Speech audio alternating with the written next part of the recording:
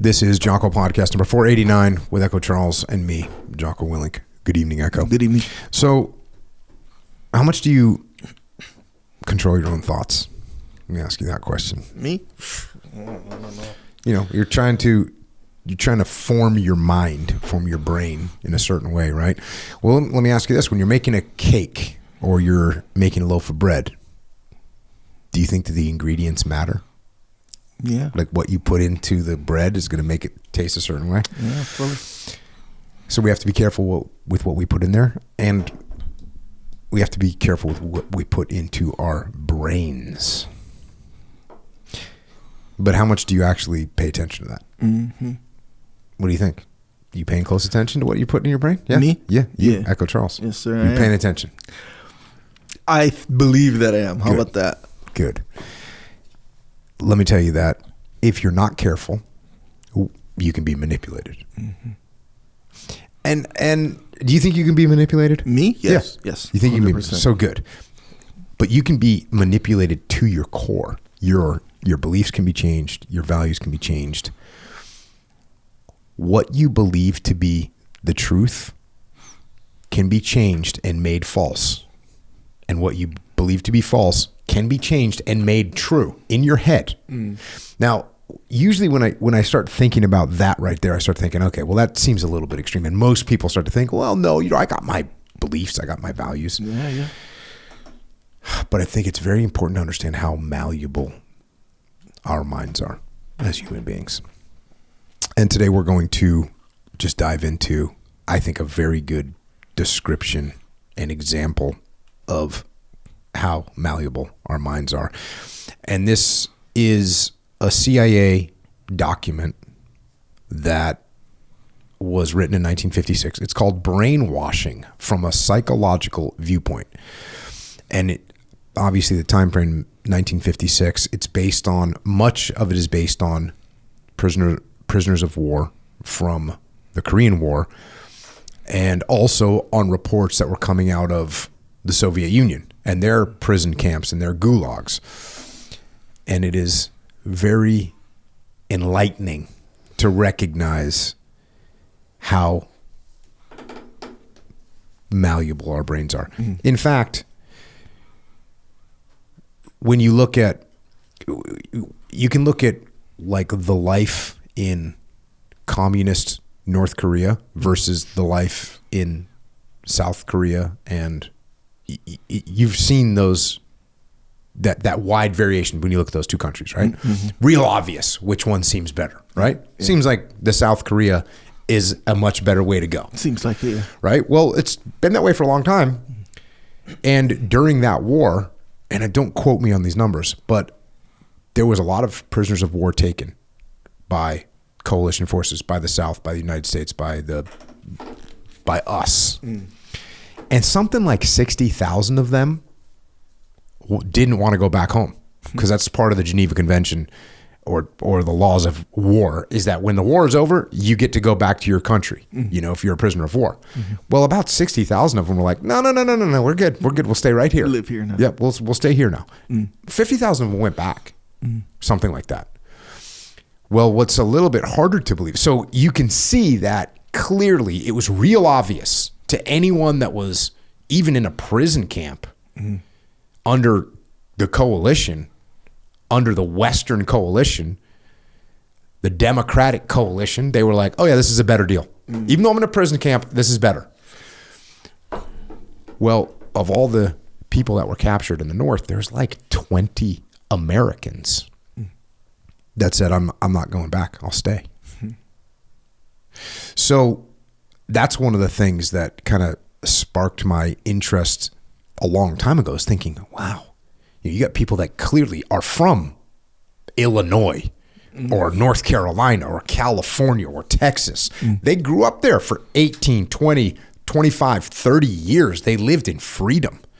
And they got up to a prison camp in North Korea and were somehow convinced, oh, you know what? I'm gonna stick it out here. That's the power of what the CIA called brainwashing. So let's get into it. Again, the book is called Brainwashing from a Psychological Viewpoint. It's written in February 1956, and it was approved for release in 1999. So it's classified. It was classified secret back in the day. But the opening quote, here's the opening quote. It says, and pay close attention, it says, "We know now that men can be made to do exactly anything. It is all a question of finding the right means. If we only take enough trouble and go sufficiently slowly, we can make him kill his aged parents and eat them in a stew." End quote. Now, that's from a book called Verdun, written in 1939 by a guy named Jules Romains. But that's what the CIA is saying. If you have enough time and you enact the right measures, you can make someone do anything. You can make a man do anything you want them to do, including killing their own parents and eating them in a stew. So this is why it's very important that we protect our mind and we pay attention to what we're taking into our mind, because there's powerful sources out there that are trying to manipulate us. All right, here's the forward. Brainwashing as a term was originated by a reporter who is interviewing Chinese refugees. It has gained a worldwide currency and has been applied to a wide range of techniques: mass education of communistic country or citizens, thought control in Soviet and satellite countries, techniques of eliciting information, as well as intensive individualized re-education of beliefs of a few selected individuals. Such uncritical use of the term has done nothing to reduce the impact on the public and officialdom generally of the confessions of such men as Cardinal Medici, and especially of the results of treatment of prisoners of war by Chinese communists. So this guy, Cardinal Mindszenty, he was a Hungarian guy. He was a Catholic. And when the communists took over, he was forced to make confessions to his crimes and whatnot. So they use him as an example in here. So it says the term brainwashing, the term itself is anxiety producing.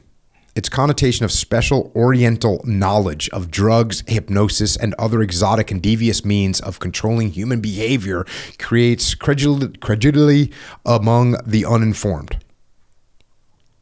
Meaning that it makes us willing to accept this mysterious thing that can control us. A more prosaic view is that the techniques used in producing confessions and conversions are readily understandable in terms of ordinary psychological principles and have been used, especially by police states, for centuries. So when this term came about, it was like, oh my gosh, this is this new thing, and the communists have this figured out, the drugs and hypnosis and all these weird things if they're getting mind control. Mm-hmm. And what this document says is no, actually it's not a big mystery. Mm-hmm. It's ordinary psychological principles that have been being used for a long time. Mm-hmm. And as we start talking about them, we're going to start to recognize some of them. Mm-hmm.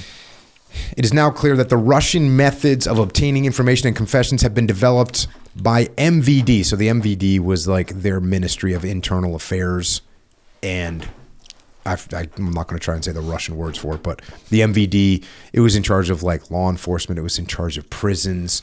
It was also in charge of things like traffic safety, and it was in charge of the gulags. It was in charge of internal migration, moving around. So it had a huge amount of control over the country. And their method of obtaining information and confessions have been developed, and earlier versions of this organization over the century, but especially during the last 35 years of systemic effort to elicit information or confessions. The Chinese have their own tradition of tolerance for brutality. They are influenced by the Russians, but place more emphasis on converting the prisoner to communistic beliefs, at times behaving as typical eager beaver revolutionaries. In sum, the methods are police methods developed by trial and error to suit the needs of the police state, No scientist, no drugs, no hypnosis, no new psychological principles have as yet been involved. So you had two different things that was going on. You had the Russians that were trying to get confessions, and they were trying to get confessions for propaganda. But the Chinese were trying to straight up like convert you into their belief system. Early in the review of the diverse information cataloged under the term brainwashing, even in serious scientific articles, it became evident there was a need for a better coordination of the work on this topic and more work directed at specific problems and issues. It was therefore concluded that this limited effort was best devoted to, one, clarifying the concepts connoted by the term brainwashing, and two, relating these to such basic psychological principles as learning, perception, and motivation, and three, specifically discussing the brainwashed person as an involuntary re-educated person. This is like horrifying, isn't it? Yes, it is. That you can be changed. Yeah. And it goes right into it. All people are being re-educated continuously. Yeah. I mean, if that is so true today with that damn phone that's in your pocket, that's ready to just re-educate you. As soon as you get 30 seconds of time, you're going to go get a little bit of re-education. Yeah. From your social media. Yeah, but just, and it feels like everyone would kind of know that if you present it to them, like, hey, you realize this, given what that means, since you realize this is going on, most people would be like, yeah, but not as much to me, kind of a thing. But at the same time, it makes you think of what are the things that are capable of re-educating you, you know? And you're like, holy shit, they're everywhere. And one of the things that I think, as I was reading this document, is, okay, like if I said, okay, Echo Charles, I'm going to put you into a prison camp and we're going to go through what I'm going to do to you. You're going to come out the other side with a changed personality. Everyone would accept that, right? Most people go, oh yeah, I could see how my beliefs could get changed. Right. Some people are like, no, I'm firm in my beliefs. You couldn't change me. Right. But that's a small percentage of people we could probably convince them. But what we don't know is what are the long-term effects of what we're living in right now. Yeah. You know what I'm saying? It's like, they put red dye number 5 in drinks, right? And for a long time, it's like, oh, well, we don't really, it's just going to make the liquid turn red. But there's bad health effects over time where you go, oh, actually, this is really bad for you. That's where we're at right now with social media, with staring at screens, with the music that you're listening to. Like, how much did the music that you're listening to get into your head? Yeah. Because for me, I always kind of separated the lyrics of the music that I was listening to. Yeah. If it was a good lyric that I agreed with, I'd bring it on board. Yeah. And it would be, what's that bias? Confirmation bias, right? Like, I think discipline is cool. Yeah. So when I hear Henry Rollins singing about discipline, I'm putting that into my register. Yeah. Letting it in. But when I hear some other song that I like the song, but I don't like what they're singing about, I could just let it go. No factor. Yeah. So, but is that always true? Right? And how much control do you have? And if you're not paying attention to it, where does it impact you? Yeah. So we are constantly being re-educated all the time. It feels like it's all different levels too. So like, even just the fact that you're conscious of like, hey, I take on board lyrics of the song into my own like value system or whatever you're taking on to, versus some I don't. Just the fact that you're conscious of making that differentiation is kind of part of the process in a big way. So, some people, I'm assuming some people, they don't even make that distinction. They're just like, oh no, I like listening to it and I'll sing along with their lyrics or whatever. Maybe, I listen to what they're saying, but like, the decision is not consciously made to take it on board versus reject it, kind of a thing. And then that may influence them, or that'll make the music that they listen to, whatever it may be, influence them in a very specific way, versus it influences you it still influences you, but in a different way. Yeah. See what I'm saying? So now you have this filter that kind of makes the music land on your brain just in a different pattern, in a different way, versus this way over here. Yep. And maybe,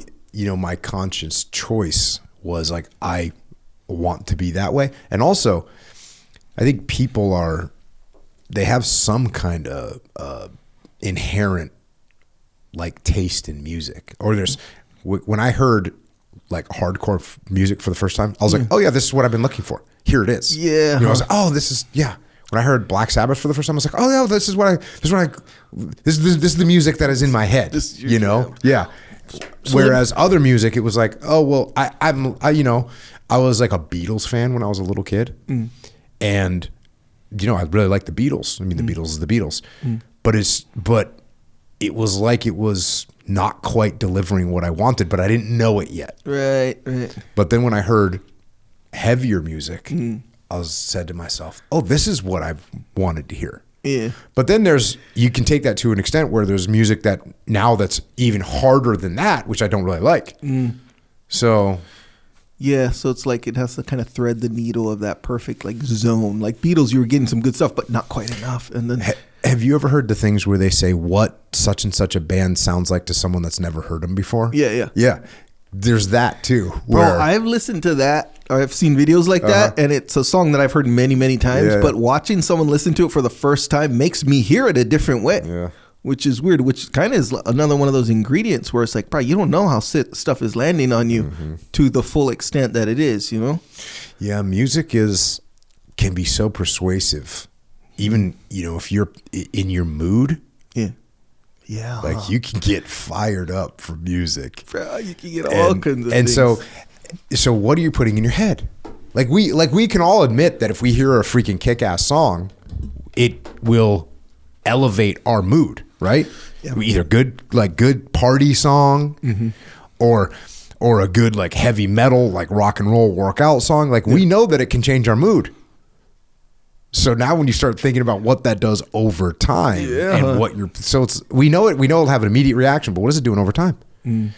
And yeah, let me ask you this about music in general. So this dawned upon me a few years ago where do you ever, like when you hear a new song that you really like, a new one you really like, do you play it over and over again? Like on repeat, or are you just like, oh, I'll put that on the playlist and hell yeah, it's part of the rotation? A little bit of both. It has to be a really good song for me to go, wait a second. Yeah. Because when you hear a song for the first time, you don't quite have it, but there'll be like one little thing that'll catch you. And then you listen to it again and it starts to build. Yeah. So you have to kind of listen to a song. For me, I don't know about you. For me, generally speaking, I have to listen to a song maybe 3 or 4 times before I go, oh yeah, I get this song. Bro, see, mine is the exact opposite. Where to me, you know how people will be like, oh, you know how some people, they just love music. Music, you know, they just love the idea of music. And then within that, there's certain music that they like better than others for sure, but they love music, right? So I realized to myself, this is where I'm currently at, where I do love music, but in a real contrasty way. Because there's certain types of music and certain songs that I would literally rather listen to nothing. Like turn the thing off completely. Oh yeah, for sure. And then there's certain songs that, the moment I hear, there's a specific amount of songs that I can think of that are, when I first heard it, I just put it on repeat for like weeks. Just that song. To the point where now... Wait, why is that different from what I said? I don't know. Okay. Cool. No, you said you had to listen to it 3 or 4 times all this stuff. I guess randomly. That's way more rare to me where I'll be like, wait, this song is actually sounding good. So you listen to one song on repeat for weeks. Yeah. It's almost like I like this song more than the person intended on me liking this song. Because I'll literally reject the rest of the songs that I like on my playlist or whatever for this song for like weeks. Yeah. And what's the last song that happened with? Actually, what's currently it's not on repeat anymore, but it's on kind of repeat with some other ones. Is a song called "Loading" by Central C. It's a British rapper. Okay, dude. It's called Loading. Loading. Okay. You know, and bro, I listened to it on the way down here today. Nice. Every single day. Okay.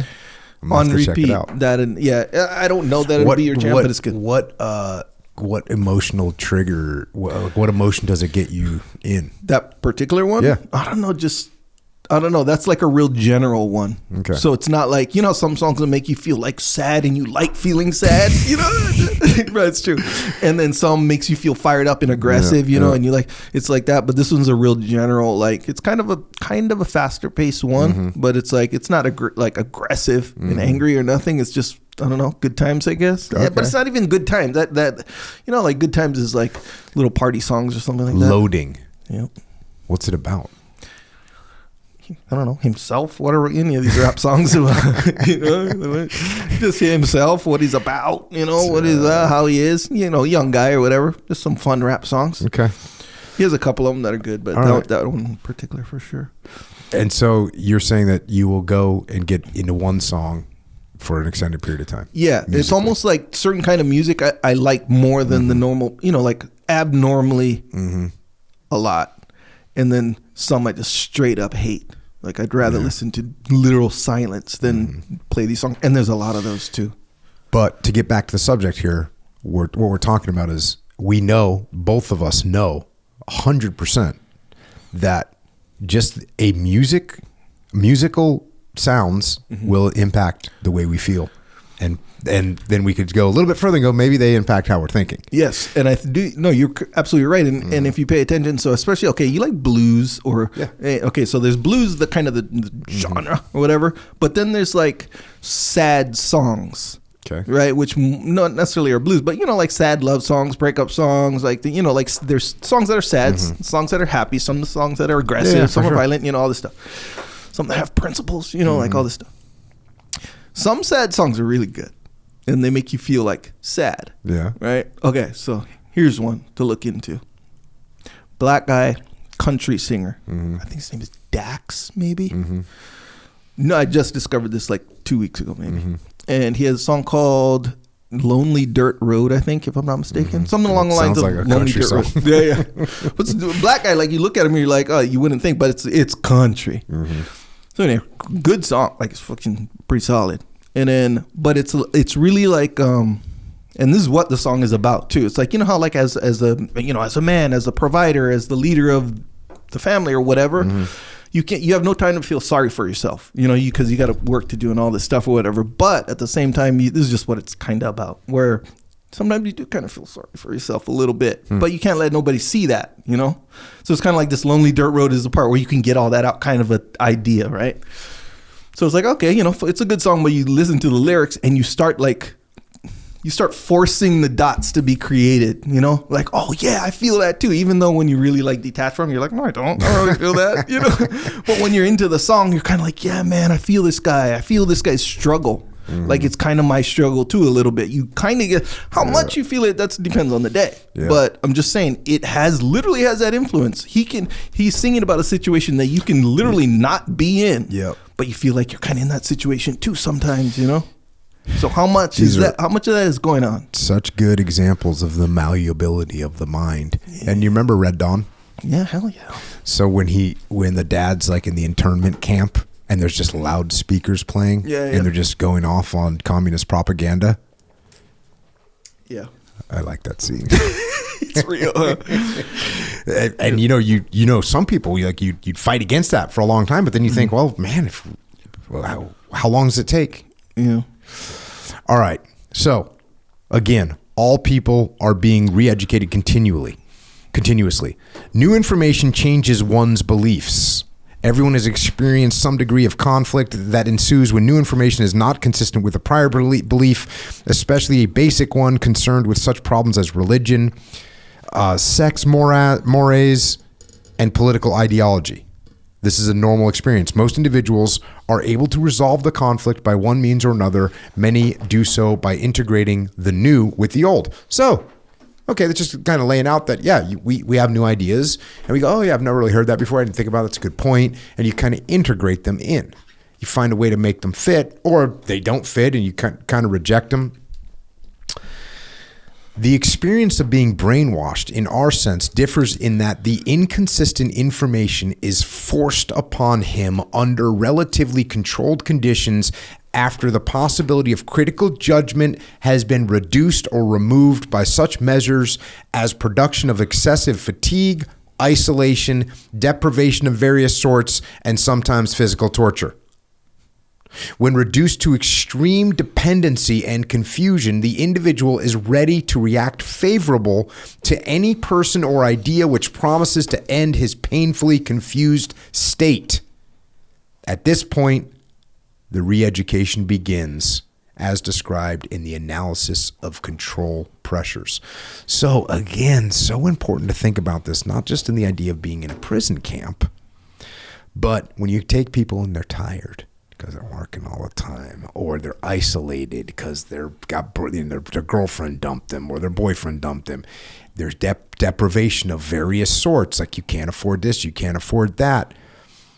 You get in those states, all of a sudden your mind, your judgment fades. Mm-hmm. And all of a sudden these new ideas are coming in. And before you'd be like, oh, new idea, but I have this old idea and we'll integrate it or we'll be able to defend it. Mm-hmm. But if your judgment's eroded, and now all of a sudden your mind becomes open, which you normally, as you know, I'm very positive towards the open mind, but here we have a brain that is being forced open and all judgment removed. Mm-hmm. So it can kind of be like having an open mind on purpose is so you can be open to new beneficial things, but forced open is kind of like now you're open to just things. And this goes to military boot camp, right? Because what are they doing in military boot camp? Oh, sleep deprivation, making you tired, depriving you of certain things, isolating you. Physical torture, no, but are you doing, PT? Are you getting dropped down and do? So you have that stuff happening there. And it's the same thing in any, when you start looking at like cult scenarios, this is, obviously in cult scenarios, it's like make the people tired, isolate them from their family, put them in situations that are uncomfortable. Like that's exactly what's happening there. Bro, the cults, they actually target people who don't have a strong family structure, so that it's way easier to isolate them. Yeah. Well, you're in the military. Is that why they call it indoctrination? Don't they call it indoctrination? Yeah, they do call it indoctrination. And actually, so when I was in boot camp, they asked me something about boot camp. We had to fill out probably like an early form of like a critique to make sure that abuse wasn't happening or something like that. You know what I mean? Like an early form of that. Yeah. And the question, one of the questions was like, how has your boot camp experience been so far? And I wrote, I think the brainwashing is working well. Yeah. Yeah. and I guess it couldn't have been too much of a critique moment, an anonymous critique, because the whatever they're called, the chiefs that were running, the recruit chiefs that were running the program for us. What the hell were they called? How can I not remember that? The RDCs? Well, it was a while ago. Yeah, it was a while ago. But anyways, the chiefs that are running it, that are like the drill instructors for Navy boot camp, they read mine out loud. Like they were reading a few of them like, oh, yes, your problem. And they go, oh, and this guy thinks he's being brainwashed. Well, tell you what, something like that. And I was kind of like, oh, that's kind of funny that they read this out. But you said it wasn't torture, and I agree with that, even though I haven't been through boot camp and all this. But it did provide many experiences that one might want some relief from. Oh, for sure. And that's really what torture is, right? I just want relief. That's the whole purpose of torture in a way, right? True. Unless it's just sadistic, I guess. But. Yeah. Going on, how individuals will react to attempts to elicit information, to confess falsely, to brainwashing, as we have defined it, depends on the intelligence, personality, and experience of the individual, and on the knowledge and willingness of the captors to persist in techniques aimed at deliberately destroying the integration of a personality. With such willingness, there appears little doubt that an individual can be brought psychologically to the point where involuntary re-education will take place. Oh, yeah. Yeah, that's interesting, right? Now, look, when you join the military, you've got to have some level of, let's say patriotism, right? You got to have some level of patriotism. I would hope you're going to have some level of patriotism. Like, oh, I think the nation, let's talk about the American military. Some part of you goes, yeah, America is a country worth serving. It's worth sacrificing for, therefore I'm going to join it. So I believe that's what makes it a little bit more of an indoctrination as opposed to a brainwashing. Now, if you were to take someone that was from America, but you wanted them to go and serve in a opposing country, you'd have to brainwash them because you'd want them to think that America's bad, right? But they believe that America's good. Yeah. But it's a pretty disturbing thought when they say that there's little doubt that an individual can be brought psychologically to the point where involuntary re-education will take place. Continuing on, up to now, police methods developed by trial and error have not fully exploited the psychological basis for the results thus far obtained, nor have all restraints in treatment of prisoners been cast aside. Note, too, that the restraints referred to need not concern direct physical torture. It is not necessary to use direct physical means to reduce a person to a state where involuntary re-education can take place. Yeah. Don't even need to torture you. Mm-hmm. Brainwashing, conceived as involuntary re-education, then represents one extreme of a continuum of treatment by and resistance to captors. At the other end of this scale is active voluntary collaboration with the enemy. In between are varying degrees of brutality and subtlety of treatment and degrees of resistance thereto. So we can get the full outcome where you're just full on collaborating, or you can get, I'm going to resist. That's the other end of the spectrum. And then there's varying degrees of brutality to make it happen. Clearly, policies concerning treatment of repatriated captives will depend on where the individual is placed on this scale. At one end, there is the legal jurisdiction for treason. At the other, psychiatric treatment. So if you get released, you might be, they're calling you a treasonous person because you collaborated, but it's like, wait a second, this dude got tortured, he got brainwashed. Mm-hmm. The view presented therein has several implications. First, the public should be given information which will dispel the mystery which appears to have surrounded the concept of brainwashing. Second, those responsible for establishing policy returned prisoners have as a first problem the determination on the scale between involuntary re-education and voluntary collaboration a particular individual stands. Third, the human organism need not be a complete pawn of his environment until extreme conditions are created. Man is adaptive, and with some knowledge of what to expect from his captors and an understanding of his own reactions, he can develop means of resisting. He can be helped in this by prior knowledge of the treatment he can expect and his own reactions to it. And again, not to dive too far into this, we've covered it before, but you know, the one thing that happened in the Korean War was guys broke. And going into the Korean War, the word was, hey, you don't break. You give name, rank, serial number. That's it. If you give up more than that, you're a traitor. And sure enough, they could break anybody. And so everyone felt like traitors. And so they made adjustments to the code of conduct. And we've covered that with some of the POWs that we've had on here that were from the Vietnam War. Going back to this fourth, the truly brainwashed is a psychiatric, not a legal problem. His treatment should be therapeutic, not punitive. Recovery can be anticipated since the brainwashed person placed in his normal environment will tend to revert to his prior belief. That was positive to hear. You get back to your normal environment, you'll hopefully get back to your previously existing beliefs. Fifth, brainwashing can be successfully accomplished on the basis of present knowledge by anyone sufficiently interested in acquiring an understanding of the psychological principles involved. The shit ain't hard. That's what they're saying there. Six, it is possible that the best long-range defense against brainwashing is to make it politically disadvantageous for a country to permit its use. So they're like saying, hey, there's no real good way to resist it. The best way is just to make it a bad thing to do, which is crazy. Fast forward a little bit, scope and aim. The purpose of this study is to increase understanding of the brainwashing process. There will probably be well over 1,000 classified and unclassified documents, articles, and books directly related to Soviet and satellite techniques of interrogation and brainwashing. Approximately 1/3 of the available classified and unclassified sources were examined to provide the findings of this study. By far, the greatest proportion of this material has come from prisoner of war sources of World War II and the Korean conflict. Considerable additional material has come from refugees, intelligence sources, and civilian nationals who have been released from incarceration behind the Iron Curtain. So what's interesting about that is World War II POWs. Now you had what happened over in the Pacific. It's one of the earliest books we covered was The Forgotten Highlander, right? Yeah. Who was in the Japanese prison camp, just awful.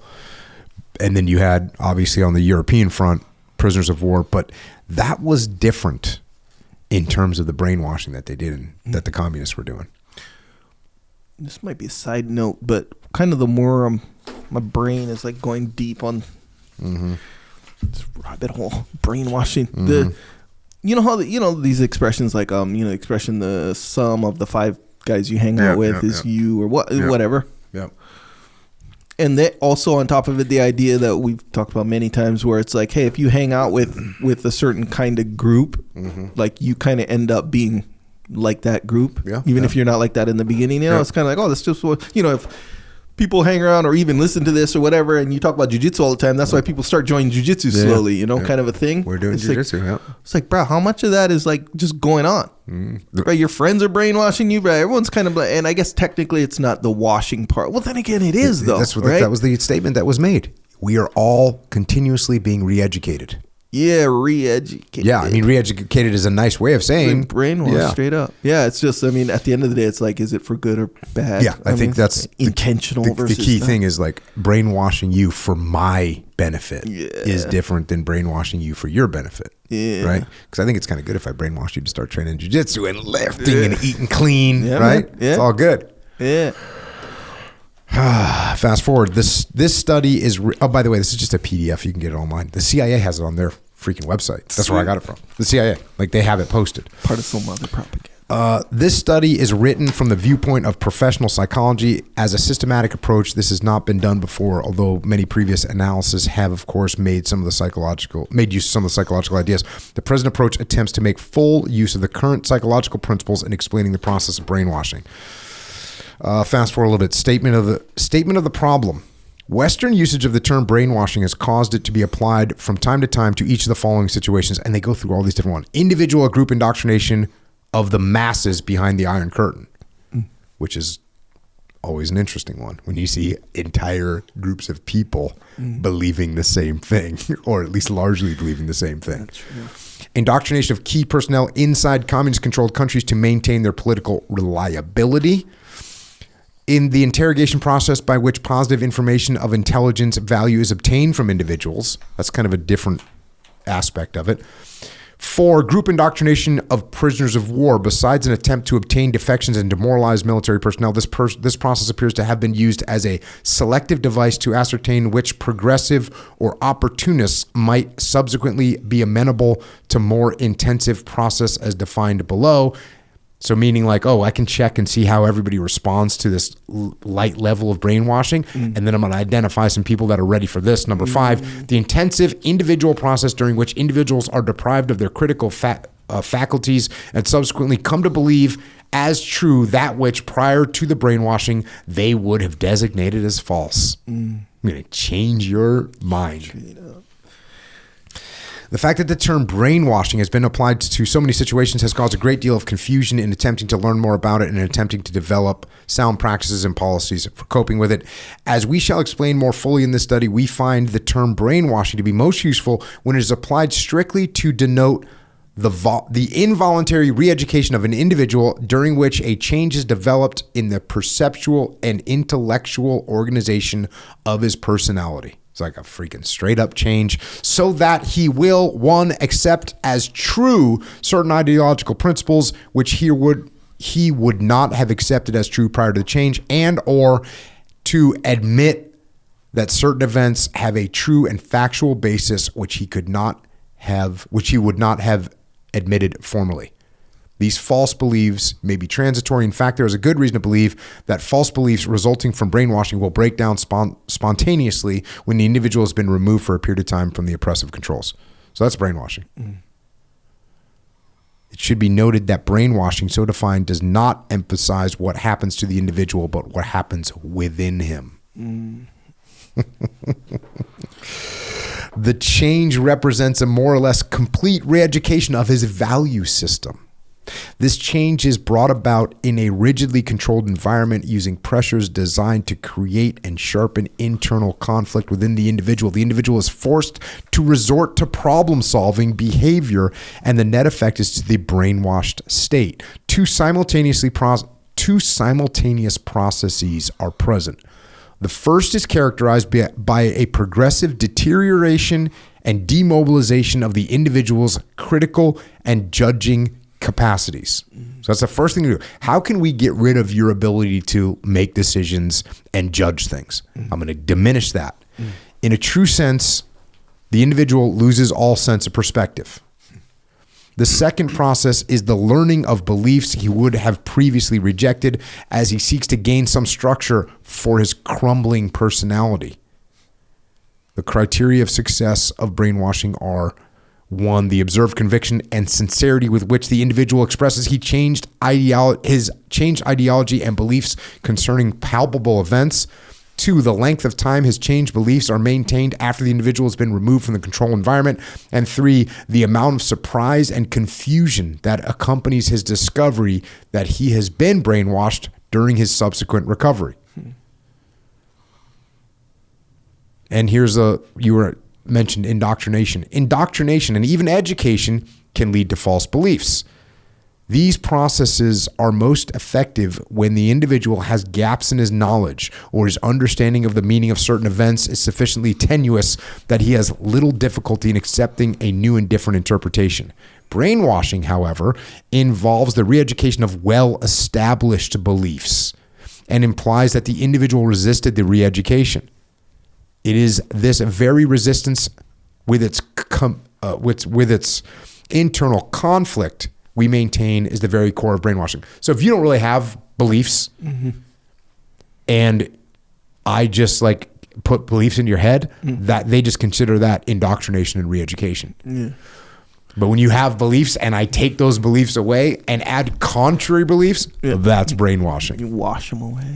Damn. And here we are just talking about just changing people's beliefs and re-educating them, and we're getting re-educated all the time. Yeah. It's, this is the internet rabbit hole is like the most productive re-education camp ever existed, right? Yes, sir. And the way the algorithm will feed you, like it will take you down there. It's re-educating, it's brainwashing you because you watched one video and then it feeds you another one. Yeah. And then it doesn't go, hey, the guy watched a video about, pro whatever, and now we need to show an anti whatever. No. Yeah.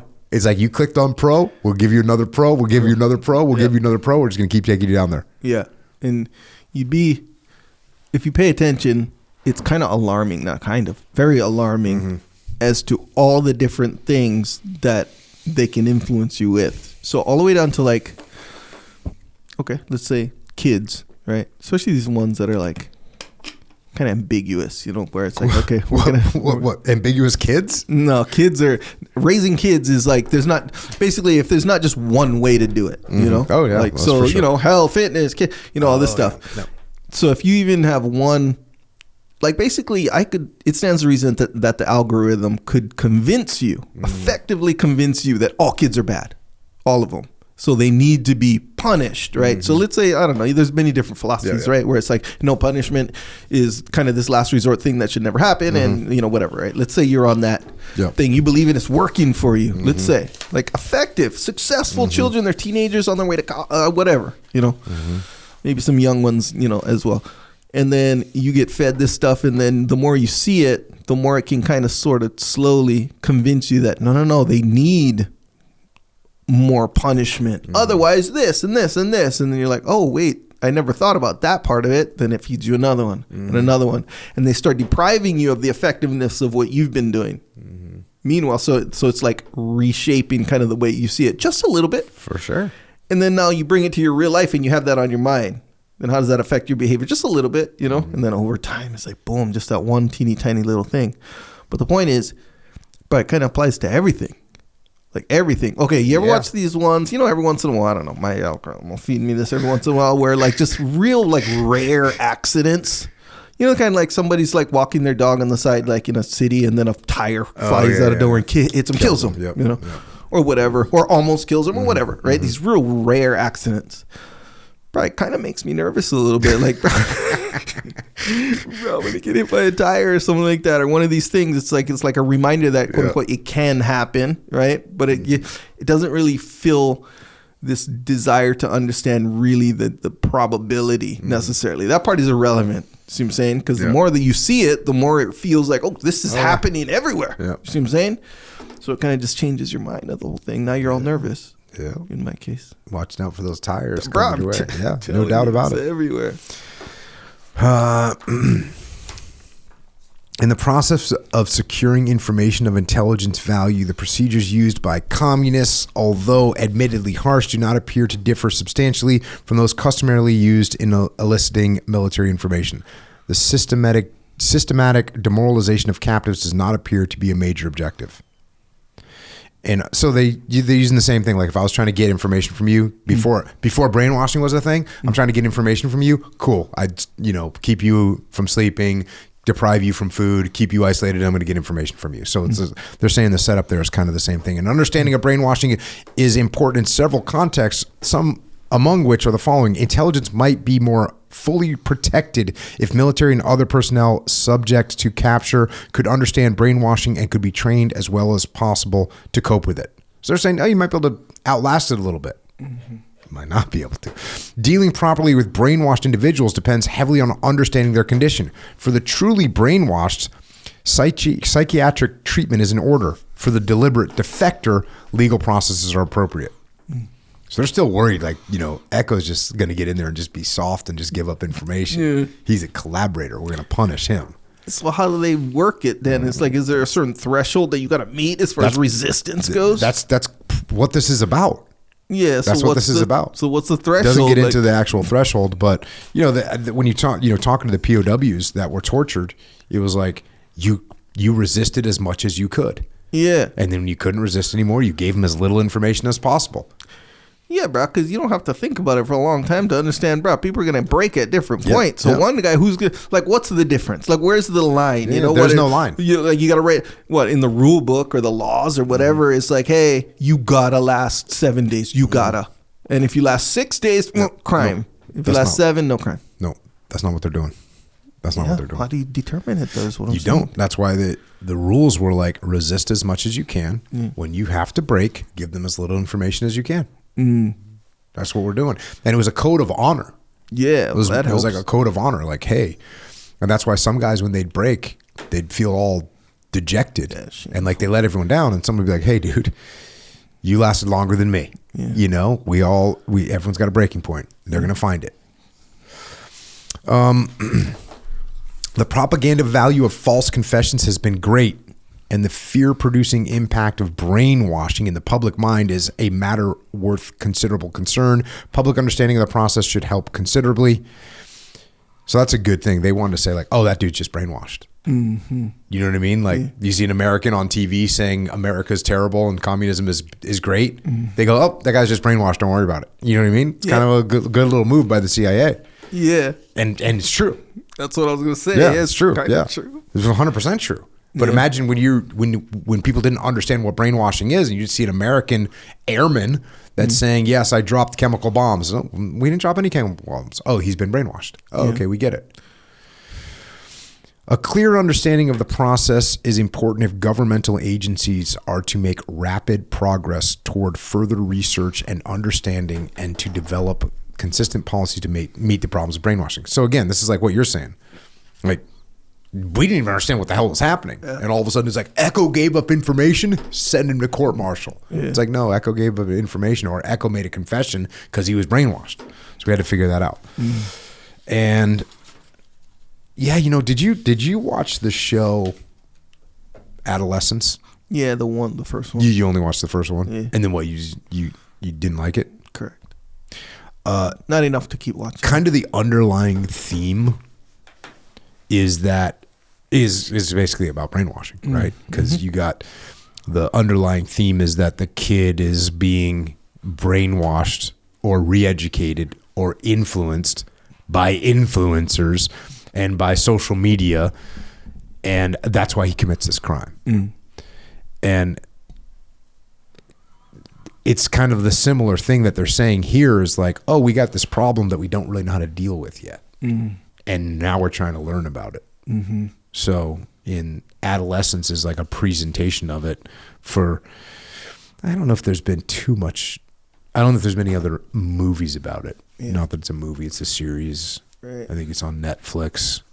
I really like the actor Stephen Graham. He's just a great actor. Wait, which one is Stephen Graham? The dad? The dad. Yep. Yeah. He's in Snatch. Tommy. Yeah, and he's in This Is England, and This Is England '86, and This Is England '88, and This Is England '90, which are epic programs.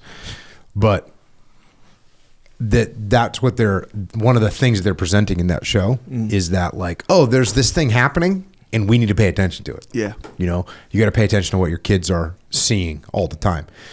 And, you know, I think, you know, they kind of chose the incel extremity. Yeah, sure. But there's countless extreme movements that you could find that you could utilize for, oh, we could have done it about this extremity or that extremity.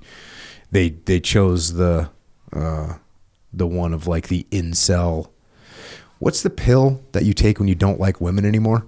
There's red pill and black pill. So I think there's red pill, blue pill, black pill, and purple pill. That's all of them. Okay. But red pill is like, you're now aware of human nature or the women's human nature, blah, blah, blah, whatever. That's red pill. That's red pill. And then what's black pill? Black pill is like, now you're angry and then it's like full destruction. Full destruction of women and everyone. Okay. So that show is essentially then would be like a black pill scenario? Yeah. Red pill usually, well, not usually, but black pill is, what do you call it? You get red pilled first, and then you get black pill. Yeah, yeah. And then what's black pill is like a form of giving up, like nihilism. Oh, okay.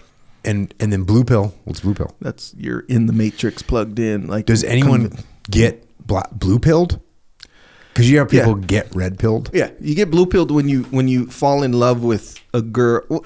According to the doctrine, okay, you're blue pilled when you fall in love with a girl. And you become a simp and like listen to her, you know, traditional, like contemporary traditional beta husband, I guess. Maybe that's a blue pill. Like, oh yeah. No, okay. There's one more pill that we're missing. You got red, blue, black. What was the last one? Purple. Okay. What's purple? Purple is like, it's all kind of true, you know. What's all? Like blue pill is there's room for blue pill behavior and values. And there's value to them in a practical sense. And then red pill, that still exists as well. So you're kind of aware of that as well, you know. So you're kind of you're an in-betweener essentially. Okay. The red pill guys really frown on all pills except for the red, from what I understand. I don't know. Do they frown on black pill? Yeah, because you gave up and you're like, even though it feels like, anyway, like every once in a while when I'll come across these things when they talk about the pills, it feels like they kind of understand the black pill. They kind of understand. Oh, like hey man, look what's happening to our guys. You know, they're, they get it, kind of a thing. So I'm right in saying that the movie or the show Adolescence is about that niche little extremism of black pill. Like this guy couldn't get his girl, the girl didn't like him or whatever, so he killed her. Yeah, so I haven't seen the whole series. Yeah, but if in fact it kind of had the vibe of him just giving up on the whole girl thing in one way or another, and then that caused him to kill, then yeah.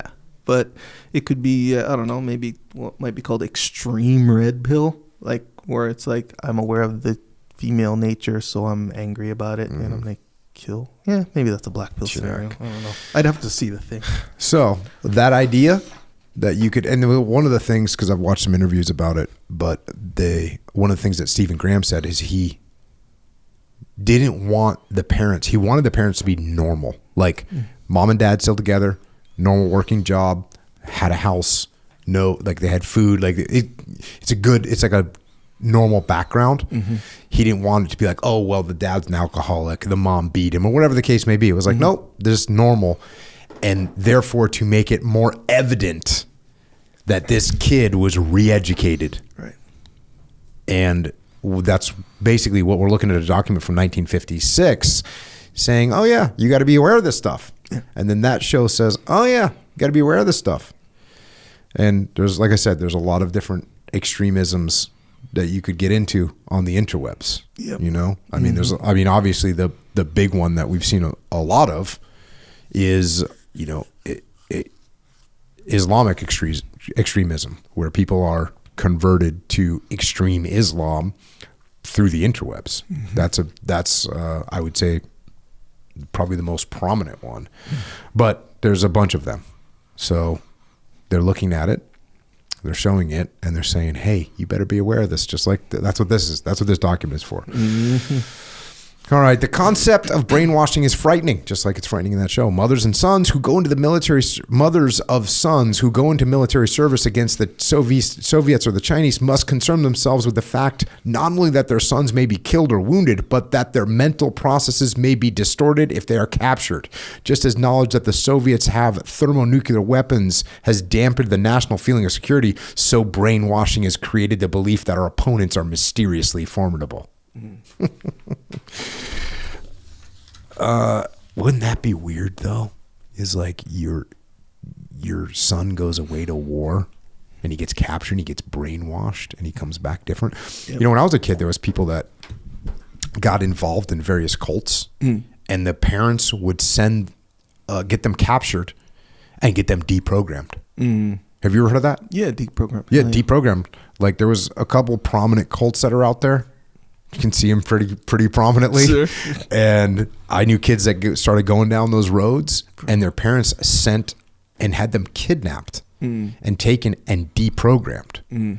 So I guess, I was trying to think of what your reaction would be like if you're a parent and your kid gets all of a sudden is a totally different human. Yeah. Which, by the way, that happens. Like your kid gets into like heavy metal music and all of a sudden they got long hair and they're freaking, screaming and yelling like that. Because you're a parent, you're like, wait, what's going on? Or they get into gangster rap music and you're trying to, steer them in the right direction in life. And all of a sudden they're out like getting their gangster rap attitude on. Yeah. Well, I feel like in real life, if someone's that influenced by music where they're like squared away they become... I think you're about to... What?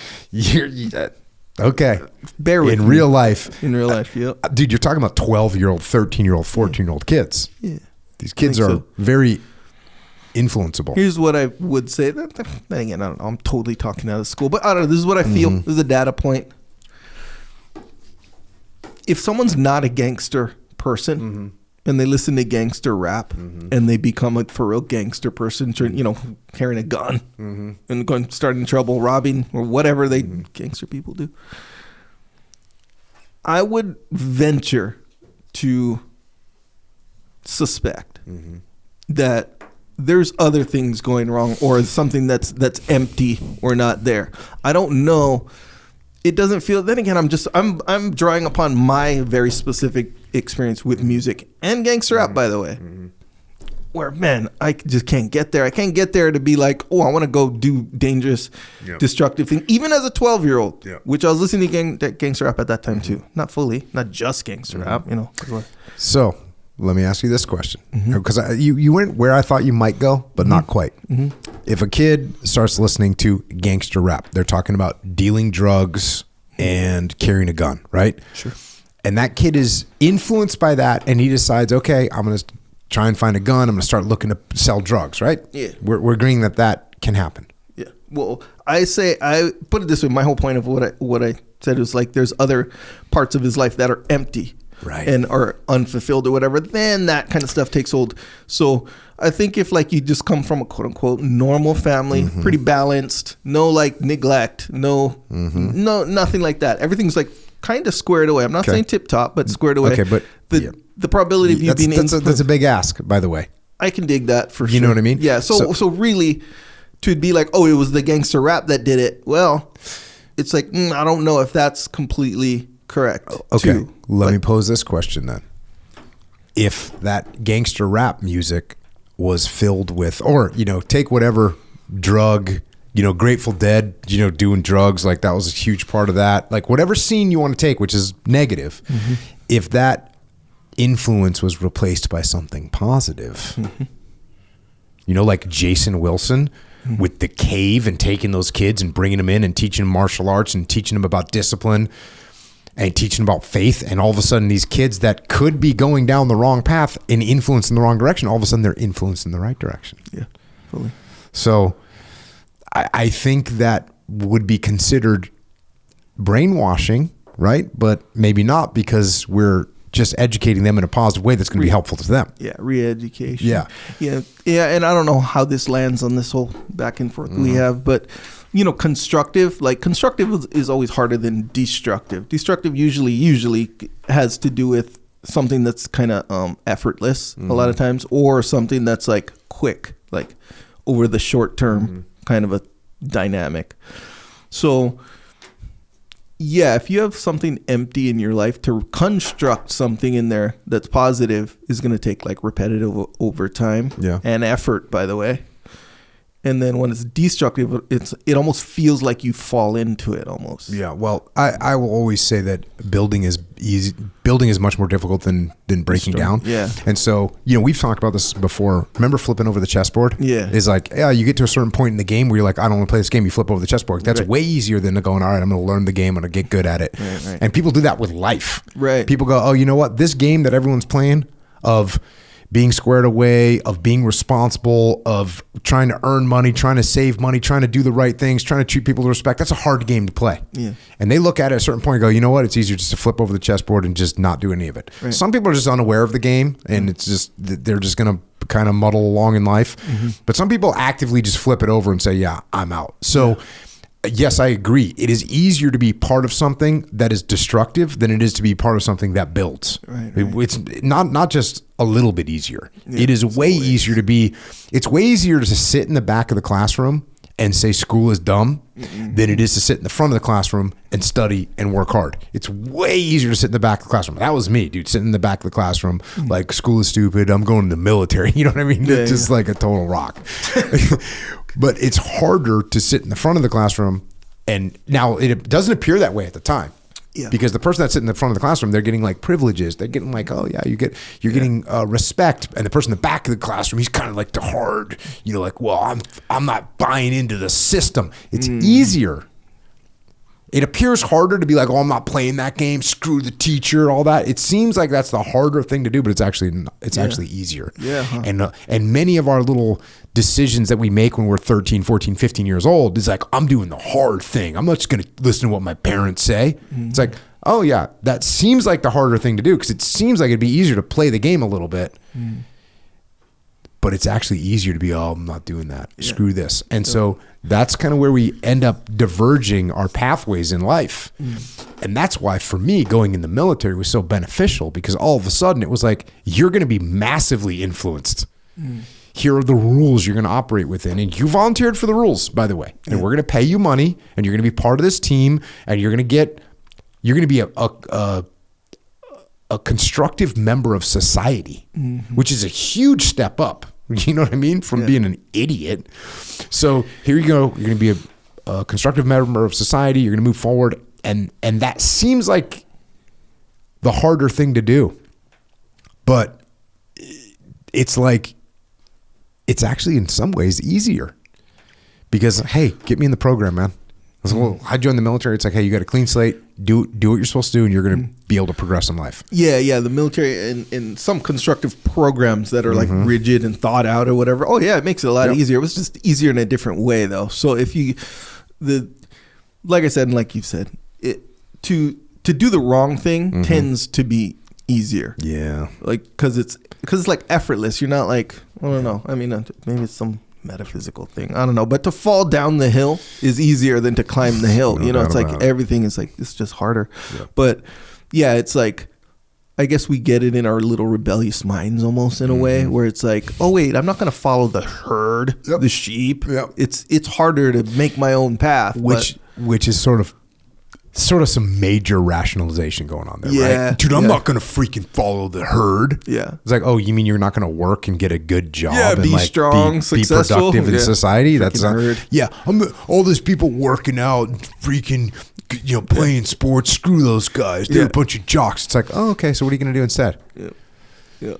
So I think that getting the positive education and positive influence on kids is that's why I'm very excited about the Way of the Warrior Kid, because that is a very positive movement in a very positive way to look. Okay, cool. Okay, what am I gonna do? Eat clean, study, work out, treat people with respect, try and earn money. Like those are all things that I think are very, they're such a good path. Yeah. It's such a good path to be on. And it's so easy to not be on that path. So easy to not be on that path. Yeah. But your life's going to be a lot harder if you're not on it. It's really good, and I don't want, obviously I'm not going to give anything, but it's, we'll just go with the books then, because the movie is very reflective of the books and you connect the dots. But it touches on things like in a specific way, because like you have like this, this protagonist that has to, basically go through the what do you call it, the hero's journey, go through his little arc. He starts weakened, and then at the end he wins, whatever. He's the hero. So like there's there's movies like that where you get all inspired and I want to do this, like for example, Rocky, right? That's one where it's like, boom, he develops himself. He's this great boxer. He defeats the guy in the end, right? And everyone gets fired up. I'm going to go box. I'm going to go work out. He didn't beat the guy in the end, but I'm thinking Rocky 4 for some reason. But eventually he beats the guy in the end. Yeah. Yep. So, and it's this big thing, and it's like, it kind of motivates you to train and making training look good and cool and all and real influential, right? Positive like things. But it's kind of just, it's kind of narrow, not in a bad way, just for the story, and it makes the story great for sure. But Where the Warrior Kid is like, there's all these different elements that are part of that journey that like that the guy goes on, and so it kind of glorifies a bunch of things. Yeah. And those, I mean, not a whole bunch, but like just a handful of things that are all beneficial and hard in real life, but it inspires you to want to like do it. Yeah. So yeah, it's different like that. Plus, you're in the movie. Oh yeah, I am in the movie. Yes, it's very influential. All right. Next, we turn now to a more detailed explanation of just what happens to the mind and body of the demoralized and disorganized person who can properly be described as brainwashed, and to a consideration of how this state can be brought about. You're just vulnerable when you're demoralized and disorganized. You're vulnerable. We shall describe the general processes involved in changing the behavior and the beliefs of an individual when his environment can be fully controlled. These processes are complex and they involve the basic principles of learning, perception, motivation, and physiological deprivation. Communist control techniques. Understanding brainwashing as a phenomenon which culminates in a false confession delivered with conviction and humility to antisocial intent and specific criminal acts, requires both a knowledge of communist control techniques and an analysis of their impact upon the normal personality. This section describes the battery of pressures applied to the prisoner and his behavioral reactions to these control pressures. In the following section, an attempt is made to analyze the psychological impact of these assaults upon the personality during the course of brainwashing. This reminds me, I was talking to Andy Stumpf one time, and he was an instructor in second phase at Buds, and he did pool comp on the guys where you have to be in the bottom and they take your air away.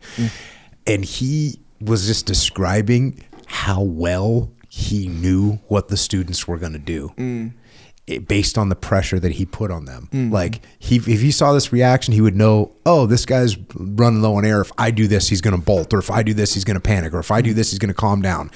And he just, he was talking about the movements of their fingers, like watching their hands. And if they started to do this particular movement, he knew that they were going to try and bolt to the surface and he had to be ready for it. So this reminds me of that, where these, because if you remember earlier in this document, it says that these people weren't like psychologists. They're just freaking prison guards and interrogators that were like, how do we break these people? And eventually go, oh, hey, put him in there a little bit longer. Hey, don't let him see. Hey, cook him a little bit more, or whatever the case may be. Remember? Or not remember, but the idea of good cop, bad cop. Oh, yeah. I wonder if they just trial and errored their way through that as well, Yeah. Like, because... that's really what that, is interrogation, right? And how long would it take to figure that out? It'd be like if you and I were freaking partners as cops, I'd be like, dude, you were able to get him to talk. And you're like, well, I just asked him a few questions and you were like rough with him. And I'd be like, oh yeah, cool. That seems like it works. Yeah. Good cop, bad cop all day. Yeah.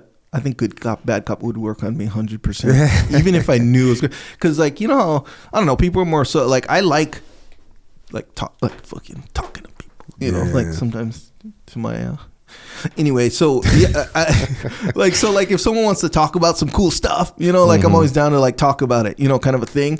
And so like, yeah, if someone's being mean and real like anti like sociable, like not nice to me and like mean or whatever, and I'm like, fuck, bro, I don't wanna hang out with this guy. Bro, this guy sucks, you know. And this is just a program running in the back. I know I'm committing accused of a crime, or I understand that part of it, but that program's always running where I'm like, bro, I don't like this guy. I don't like how he's talking to me and all this stuff. Meanwhile, nice guy rolls in. If he rolls in, I get it. You guys think I did this crime, but like, bro, we're kind of broing out a little bit. And bro, maybe I give trust. Maybe I don't know. Maybe it's that. Like I kind of give trust too easy if they're nice. You know, kind of a thing. Because I don't know. I guess there's something really special about a nice person.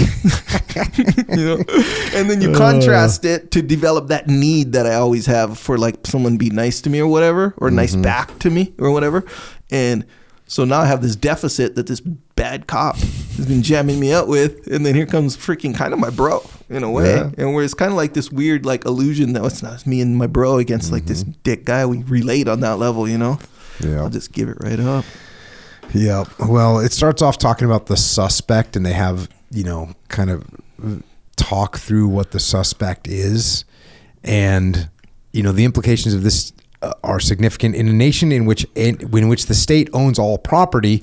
Whenever anyone works for the state and where everyone works for the state and where the only approved opinions may be held, a person who has accidentally broken or lost some of the people's property, who has made a mistake, who has not worked hard enough, who has talked to a foreigner, or who has merely expressed that what he inferred was an innocent opinion, may be ipso facto guilty of a crime against the state. So if you're just like a little bit lazy, that's a crime against the state. Yeah. You see what I'm saying? Yep. So they kind of talk about that. Then they talk about the accumulation of evidence. According to communist ideology, no one may be arrested unless there is evidence that he is a criminal. According to the practice of the MVD, this means that when an individual falls under the suspicion of the MVD officer, this officer must accumulate, quote, evidence that the individual is a, quote, criminal, and take this evidence to the state prosecutor, who must then issue a warrant before the arrest is to be carried out. This is the old show me a man, I'll show you the crime. And they use statements, they use informants to get this information. They talk to their friends, they talk to their associates, and they do surveillance. And then they find out what you're doing wrong, dude. Members of the MVD compete with each other in trying to turn up suspects and secure their conviction. So you got that going for you, which is just a freaking nightmare. They talk a little bit, fast forward, talk about the arrest procedures. According to communist theory, men should be arrested in such a manner as to not cause them embarrassment. And the police should carry out arrests in a manner which does not unduly disturb the population. You know what is that? Those sound kind of nice, don't they? It's like, according to communist theory, men should be arrested in a manner such to not cause them embarrassment and not disturb the population. So that sounds pretty good. That sounds like, oh, they're being fair, right? Yeah. What does it actually mean? Nighttime arrests. So the midnight knock on the door has become a standard episode. The police are well aware of the fact of the intended victim, forewarned by his previous surveillance and the changing attitude of his friends, is further terrified by the thought that he may be awakened from his sleep and taken away. So it sounds like super positive, but it ain't. Kind of horrifying. Talk about the detention, and there's more information in this document, but the detention prison. In most of the large cities of the Soviet Union, the MVD operates detention prisons. These prisons contain only persons under investigation whose cases have not been settled. These places are apparently very clean. They have medical facilities, and they have an exercise yard. The typical cell is a small cubicle, 10 feet by 6 feet, containing a single bunk and a slop jar, no other furnishings. And it goes on to say that the typical cells, of course, such typical cells, of course, will not be found in all prisons, especially not those which are old or improvised, but the general aspect of the bareness and complete lack of access to the outside world is characteristic. So they're going to get you in total lockdown. That's what happens. And then you get to the regimen within the detention prison. The arresting officers usually do not give the prisoner the reason for his arrest beyond that in the warrant which they read to him. They usually search him and also search the place in which he lives. They then take him directly to the prison. Here he is asked a few questions about his identity and personal valuables, and his outer clothing are taken from him. These are carefully cataloged and put away. He may or may not be given a prison uniform. He is usually examined by a prison physician shortly after his incarceration. The entire introduction to the detention prison is brief and carried on without explanation. I read all that just to get to that point. It's like, we're not even telling you why you're here, dude. Yeah. And we're not telling you anything that's going to happen. Within a few hours after his arrest, the prisoner finds himself locked up within a cell. Prisoners within detention cells follow a rigid regimen. With some variations, this regimen is standard throughout the Soviet Union, has been adopted by nearly all communist countries. The rigidity of the regimen may be relaxed or tightened by the direction of the interrogator. And then it goes into this indefinite period. He's totally isolated from other people. He's not allowed to talk or communicate with anyone else, including other prisoners. Fast forward a little bit. The hours and routine of the prisoner are rigidly organized. He is awakened early in the morning and given a short period in which to wash himself. His food is brought to him. He has a short fixed time in which to eat it. The standard diet is just adequate to maintain nutrition. Fast forward a little bit. At all times, except when he is eating, sleeping, exercising, or being interrogated, the prisoner is left strictly alone in his cell. He has nothing to do, nothing to read, no one to talk to. Under the strictest regimen, he may have to sit or stand in his cell in a fixed position all day. He may sleep only at hours prescribed for sleep. Then he must go to bed promptly when told and must lie in a fixed position upon his back with his hands outside the blanket. If he deviates from this position, the guard outside will awaken him and make him resume it. The light in the cell burns constantly. He must sleep with his face constantly toward it. Just like little things to just jack you up.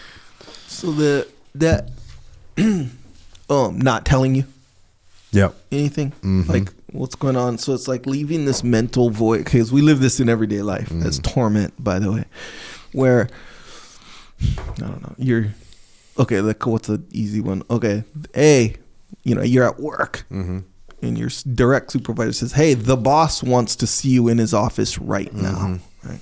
Oh, why? Don't know. Or I can't tell you. Whatever. Either way, we don't have the info. It's almost like our brains like really don't have a good time, really go into like these panic mode. Yeah, these dark places. And so I kind of learned a little bit about that, is that because the human imagination is like super vast, right? So and then of course where'd you learn a little about this? I don't know, internet. Oh, okay. So so it's like vast.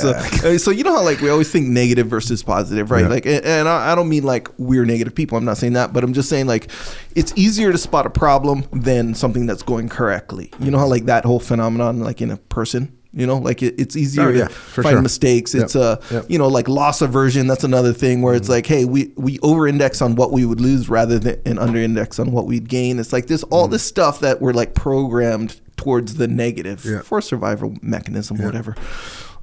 So when there's a gap in knowledge, it's like we need something to hang on to that's positive or relief or whatever. Otherwise, bro, our brain, and this is what causes the torment, our brain just goes into imagination mode and it's all negative. And you'd be surprised how much horror you can imagine you see in your brain. So now it's like you could just, your brain can go to the like a bad situation, then it can go to the worst case scenario real quick. What am I fired? What is there a death? Like, and the more torment, or the more time that goes on, the more torment. See what I'm saying? So your brain just gets allowed to just grow and grow and grow in that negativity, in that dark space, So now it's more torture than like, you just want to know. Like, we all know this. We've all felt this where it's like, bro, I would rather you just like fire me. Freaking yell at me. Yeah. Yell at me in front of everybody. I don't care. Just tell me what's going on. See what I'm saying? I just want to know, kind of a thing.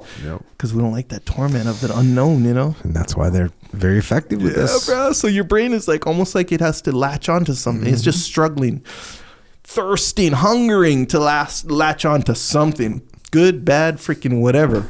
So boom, there's your what do you call it? You're opening your brain up. Yeah. There it is right there. Yep. Vulnerable. The first thing you put in there, fear, you're just going to latch onto it now. See what I'm saying? Fast forward a little bit. This regiment within the detention cell is in itself a most potent weapon in the hands of the MVD. It has been developed and refined over a period of many years and is used literally on thousands of prisoners. It is highly effective in breaking the will of prisoners, so much so that the MVD officers are convinced that there is literally no man who cannot be brought to do their bidding. It talks about the effects of this thing. A major aspect of prison experience is isolation. Man is a social animal. He does not live alone from birth to death. He lives in the company of his fellow man.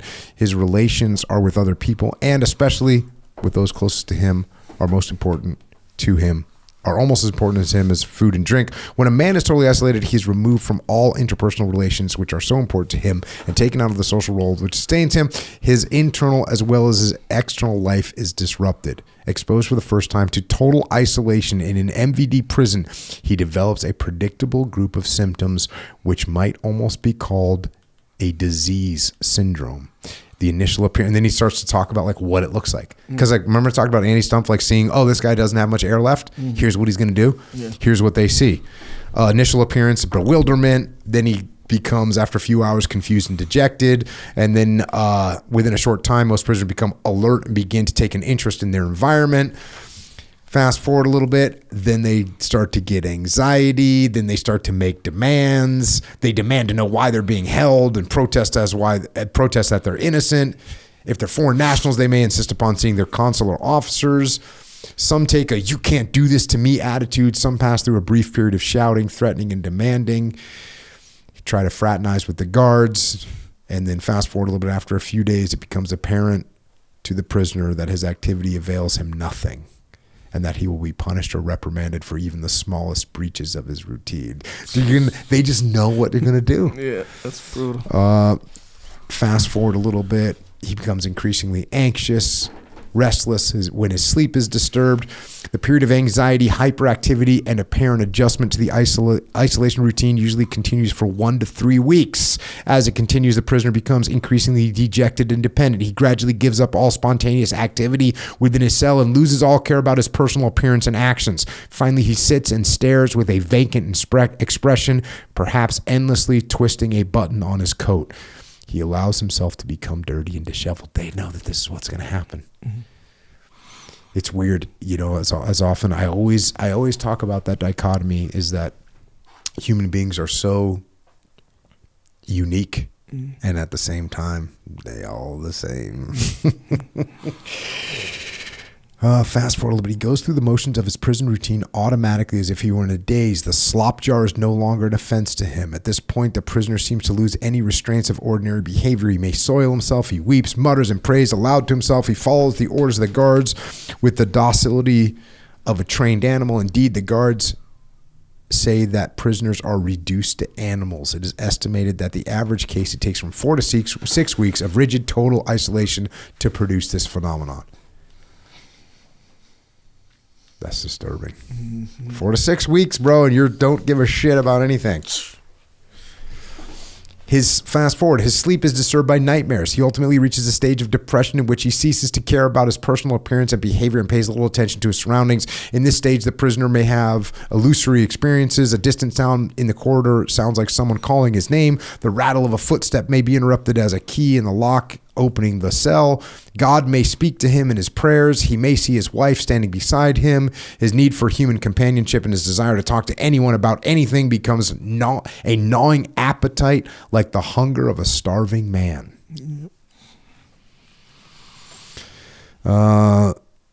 Also, the newly arrested prisoner does not know how long he'll be confined. How will he be punished? What he'll be charged with? That's the same mystery that you were just talking about. Another simple and effective type of pressure is that of maintaining the temperature of the cell at a level which is either too hot or too cold for comfort. A continuous heat at the level of which constant sweating is necessary in order to maintain body temperature is enervating and fatigue producing. Sustained cold is uncomfortable and poorly tolerated. Still another pressure is to reduce food ration to the point to which the prisoner experiences constant hunger. So that hunger thing is like, that's kind of it, right? That's kind of like the key, the gateway, the whole like thing to brainwash someone. In a way, when you think about it, just hunger? No, it's all this stuff. So it's not like hunger. It's like a sort of hunger, right? To create this hunger. So let's say, I don't know. Let's say you're have a basic need of somebody, right? Oh, where you're it's like, talking hunger in the broad sense. Yeah, exactly. Hunger for food, hunger for companionship, hunger for knowledge, hunger for understanding, hunger for cleanliness. Yeah. Yes. Safety of like, and I think that idea goes so deep, even into our subconscious sometimes. Like even, so let's say not in an interrogation situation, you can effectively create any type of hunger you want, like a hunger for XYZ. So if let's say you don't have many friends, we'll say. Okay. Right. So you have kind of a hunger Check. for friends, whether you're whether you're aware of it or not, kind of a thing. Yep. But let's say you have just kind of a little bit, something that's actually tolerable.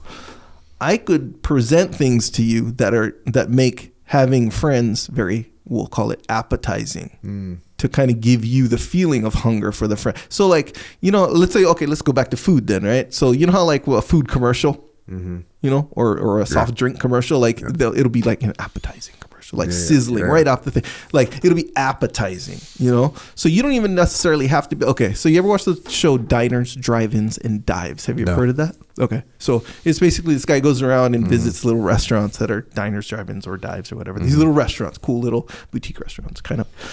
And they show the ingredients that go in and how you cook it, and it comes out, and all the patrons of the place are like, oh my gosh, so delicious. And it's a very appetizing show. Make you hungry. 100%. And you don't even have to be hungry when you start watching it, bro. By the end, you're kind of hungry, even though you just ate. It's like that. It's a very effective show in doing that, right?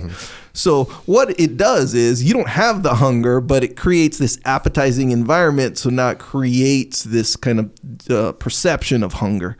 So you can do that in all different kind of ways. So if you have let's say you have two friends, right?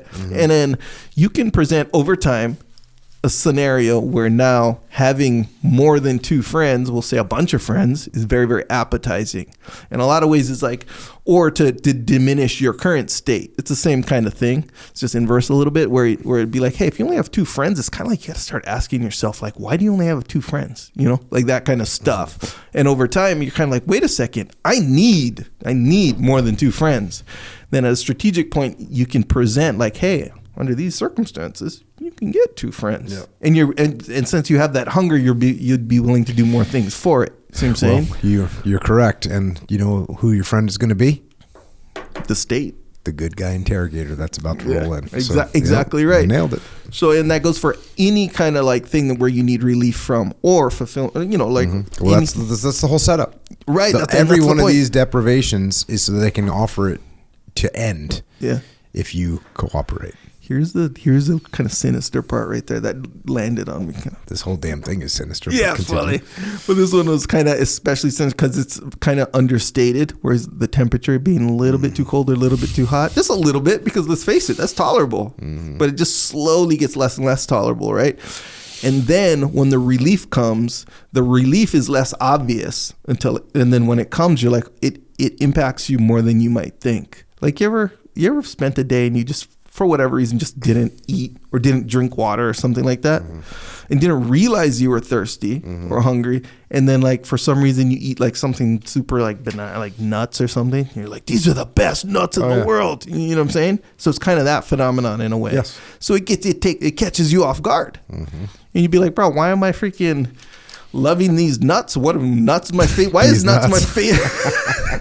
Why are you loving these nuts? Actually, sorry, bro, you set yourself up. I couldn't resist that. I apologize to the world. You were correct about that whole discourse right there. But so actually, here's a better example. This happened to me, where I was like thirsty or whatever. I guess I didn't drink water that day, or maybe whatever. And then I drank some milk randomly, and I was like, bro, this milk is like, this is the best milk I ever had in my life. Because you don't think of milk as something to quench your thirst, But I'm drinking this milk like it's freaking the last milk on the freaking planet. And I was thinking to myself, why am I freaking just enjoying this milk right now? I was like, bro, because I'm probably dehydrated in a small way. Not like, oh, I'm just freaking out of training jiu-jitsu or something where I need water. If I drink milk after, it's like it doesn't land as much. See what I'm saying? But just that little, when it catches you off guard, it hits you harder. See what I'm saying? Okay, man. Bro, I'm telling you, it's the same idea. This is the same concept. Is like if you're ready for a punch in the face, or if you're in an environment where getting punched in the face is like normal, you're going to handle that punch. But if you're like at the post office and the guy across the counter punches you in your face, you're going to be like, you're going to be impacted by it more. See what I'm saying? Dude, do you think they'll have a torture in here where they have to listen to you for a long period of time?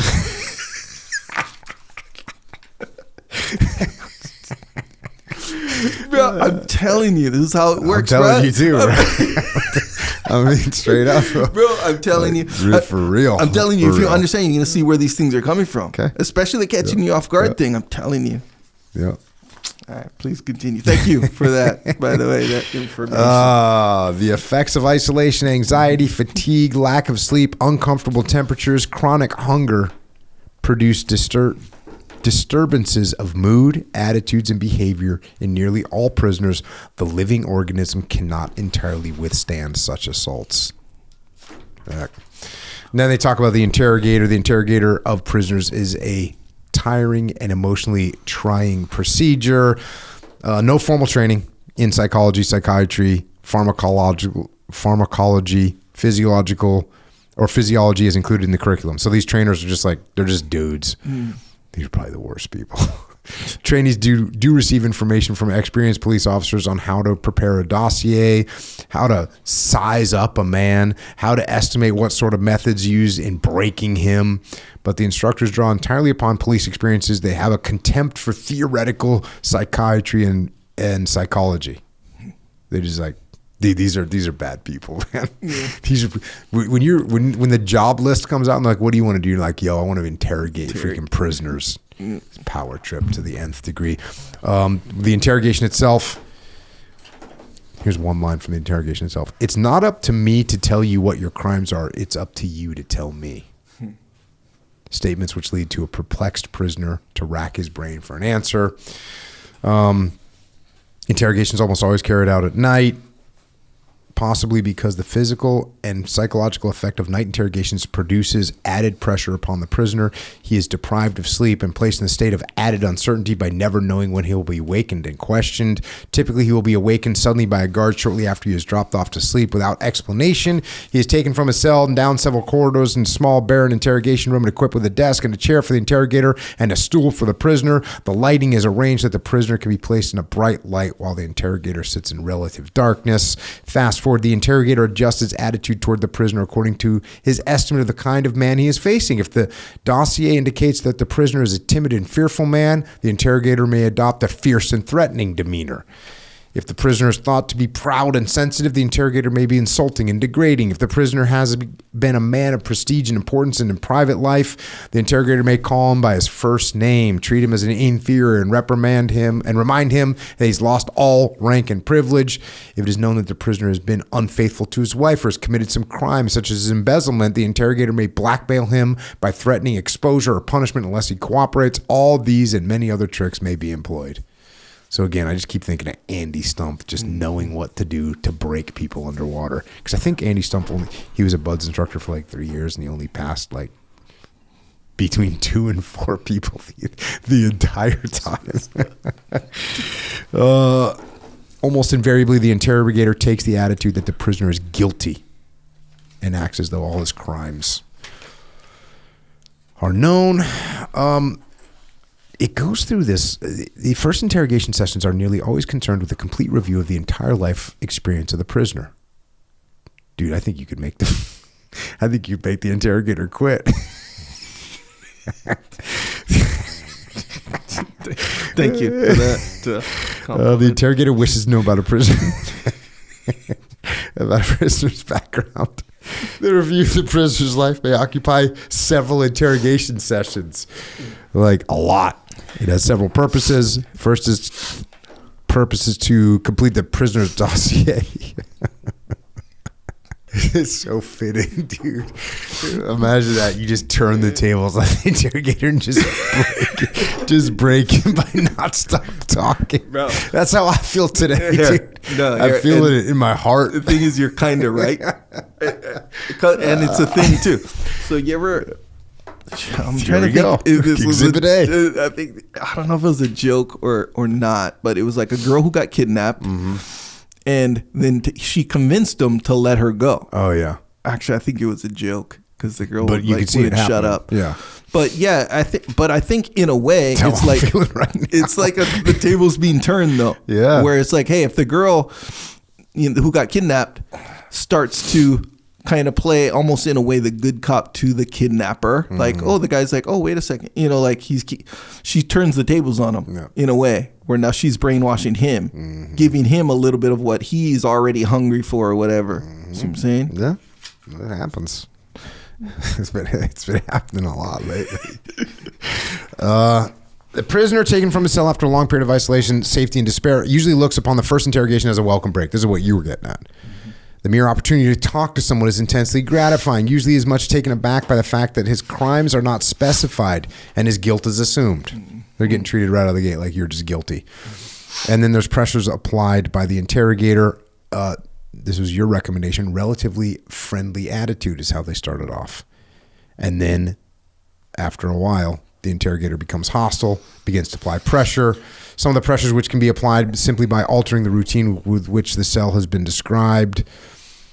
Continuous and repetitive interrogation. They make them stand throughout the interrogation. Many men can withstand pain of long standing, but sooner or later, all men succumb to the circulatory failure it produces. Fluid in the legs, edema, blisters, delirious state, disorientation, fear, delusions, and visual hallucinations. Periods of long-standing are usually interrupted from time to time by interrogation periods during which the interrogator demands and threatens while pointing out to the prisoner that it would be easy for him to end his misery by merely cooperating. And that's the whole thing that you just set up. You get him hungry in a multitude of different ways, and now you've got him standing, blisters, edema, muscle failure, like total disaster, and you can end all this. All you have to do is just cooperate. It's a general policy that the interrogator must obtain the written permission from his superiors before using extreme coercive measures. Generally speaking, when an interrogator strikes a prisoner in anger, he does so unofficially. The act is usually an expression of his exasperation and evidence that he himself is under emotional strain. So let's talk a little bit about that. And then there's the friendly approach. We get the good cop and go through all what that looks like. In the course of the interrogation, friendly and rewarding behavior can last for several days. So you're just keeping the person like guessing, right? Who am I going to get today? It's straight up good cop, bad cop. As soon as the interrogator decides that no new information is being yielded, the regimen of constant pressure and hostile interrogation is resumed. So you're nice to him until you're like, oh, he doesn't have anything else to give me. Then you go hard again. Throughout the entire interrogation period, the prisoner is under some form of medical surveillance. And this is because the unintended death of a prisoner during interrogation procedure is regarded as serious error on the part of the prison officials. Yeah, it makes sense. It's been said that the interrogator approaches the prisoner with the assumption that he is guilty. However, the interrogator does not know what specific crimes the man may have committed. In fact, it's quite clear that most of the people arrested by the MVD have not really committed any specific serious crimes at all. Experience has taught them that if they put enough pressure upon the prisoner, sooner or later, they will get him to confess to acts which can be interpreted as a major crime. Much of the activity of the interrogator can be looked upon as the process of persuasion. Yeah, I guess that's a way of putting it lightly. The interrogator approaches the prisoner with the knowledge that the man is actually a criminal by communist definition. For example, according to communist theory, acts are judged by their objective effects rather than by the motives of those who committed them. Thus, if a prisoner, through an honest mistake, has damaged a piece of machinery belonging to the state, he is a wrecker. Doesn't matter what your intent was.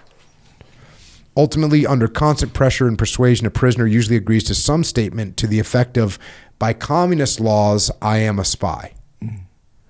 And they break this whole thing down. I'm not going to go into it, but they break this whole thing down of how they get you to confess eventually. And even with what I just, by communist laws, I'm a spy. Well, guess what you said in there? I'm a spy. Mm-hmm. So they're going to get you little by little to make statements. The reaction of the prisoner to the interrogation. The way in which a prisoner reacts to the whole process of interrogation is to a great extent dependent upon the manner of man he is, his pre-existing attitudes and beliefs, and the circumstances surrounding his arrest and imprisonment. All prisoners have this in common. They have been isolated and have been under unremitting pressure in an atmosphere of hostility and uncertainty. The prisoner invariably feels that something must be done to find a way out. Death is denied him. Ultimately, he finds himself faced with the choice of continuing interminable under intolerable pressures of his captors or accepting the way out which the interrogator offers. So they just keep that pressure. And eventually they get you to break. And then once they get you to break, we get into the trial. And now you're taking the person that has confessed the crime. When the prisoner has finally reached the point of admitting his crimes and the interrogator have agreed upon a protocol satisfactory to both of them, he experiences a profound sense of relief. So now you're kind of happy. You're allowed to, and they make you even more happy. They allow you to sleep. They give you better meals and some exercise.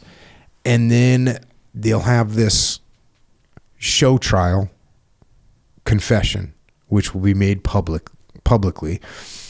And the real acts will be sort of, defined as criminal. So you admit these things and it's like, oh yeah, you admit these things. So clearly you're a criminal, and it gets gnarly. The punishment, according to communist theory, the purpose of prison system is to rehabilitate criminals through wholesome work, productive activity, and education. For this purpose, prisoners are transported to Siberia or the Arctic, where most of them spend their terms working in mines and construction projects under brutal and primitive conditions. Those who are fortunate enough to receive any education during this procedure are educated by further indoctrination with communist ideas. And then they do a comparison, and I kind of brushed up against this comparison in the beginning, the Russians versus the Chinese. In China, at the moment at least, this is 1956, the period of detention is greatly prolonged. The Chinese make extensive use of group interaction among prisoners in obtaining information, in applying pressures, and in carrying out indoctrination. The goal of the Chinese detention and interrogation procedure is primarily that of ensuring that the prisoner will develop a relatively long-lasting change in his attitudes and overt behavior that will be sustained after his release so that he will not again constitute a danger to the communist state. So again, the Russians are looking for a confession for propaganda. The Chinese are looking to change what you believe. Physical torture of the traditional sort is more common. Manacles and leg chains are frequently used. Detention facilities are more primitive. The Soviet objective is one of securing a confession in a relatively short time. The Chinese objective is that of indoctrination, of converting the victim to communism, and the process may be prolonged for years. Brainwashing is but one of many techniques used. Frequent lectures and constant and intensive social pressures are also prominent elements.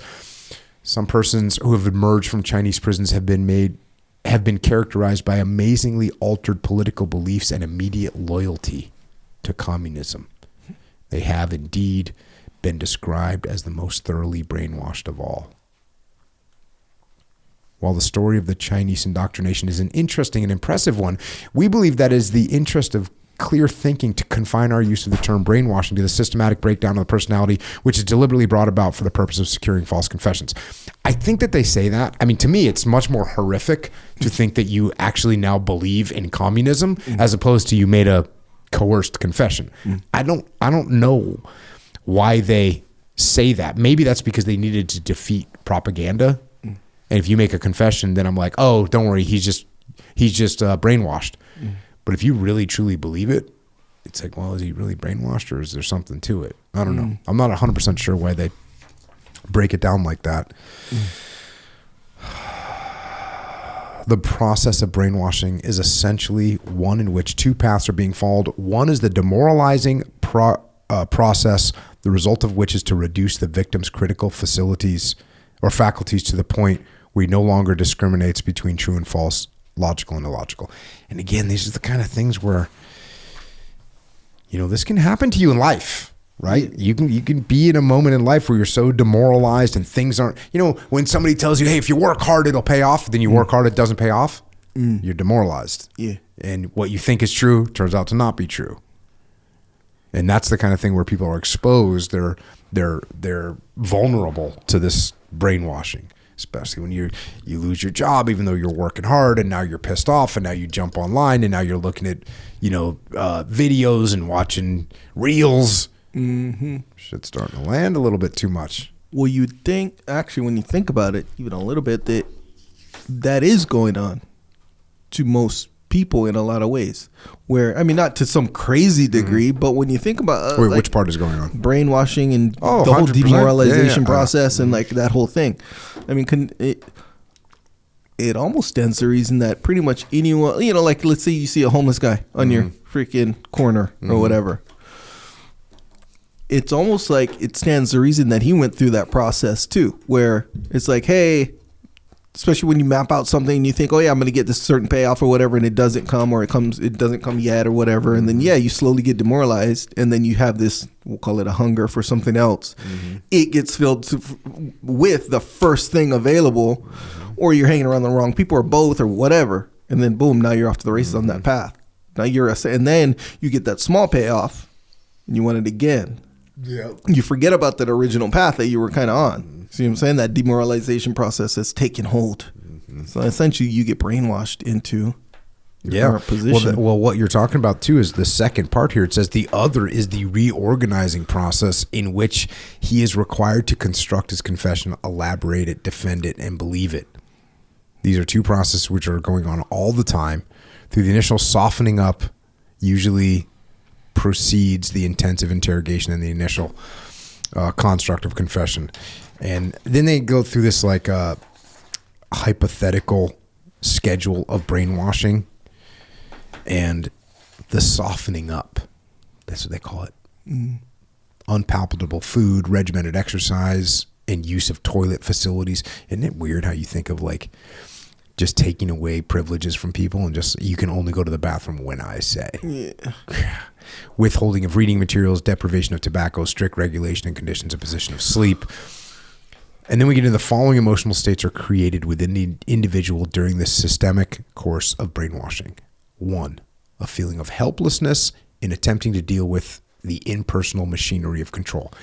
That's every day, right? If you're not, if you look around the world, like what machinery of the world is there that you have no control over? Yeah. Right? There's a lot. Initial reaction of surprise, feeling of uncertainty about what was required of him. That's another thing that we can experience. Like, what do I got to do to win, man? What do I got to do to get ahead? Yeah. A developing feeling of dependence upon the interrogator. It's when you start watching those videos and you're like, I got to watch this again, dude. A sense of doubt and a loss of objectivity, feelings of guilt. Isn't it weird how much social media is kind of like going to make you feel guilty? Yeah. Guilty and scared, I think, in a lot of ways. Not scared, but just a little bit of. A questioning attitude toward his own value system. A feeling of potential breakdown, i.e. that he might go insane. A need to defend his acquired principles, and a final sense of belonging. So that's why those cults and extremist movements. So that's it right there. Mm-hmm. That's how they get it. That's how it happens. That's where it comes into play, and they break down each one of these things in pretty good detail. Each one of those has its own, how do you really make those things happen? How do you really make the person feel guilty? How do you really make them question their own values? Like, it breaks down how they're making these things, how they make them happen. Yeah, there's this like strong element of like the idea of rejection and then acceptance.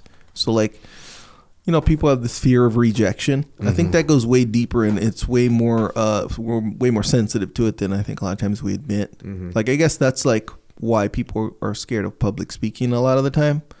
The fear of rejection, like making a mistake in front of everyone. Now everyone saw my mistake, and it's like a form of rejection that you're experiencing.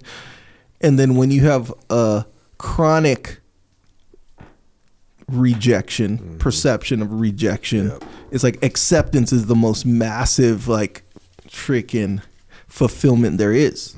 in that case, you know? Yeah, absolutely. That's what cults do, right? That's what cults do. And that's, you know, cults are a form of brainwash, but that's exactly what they do.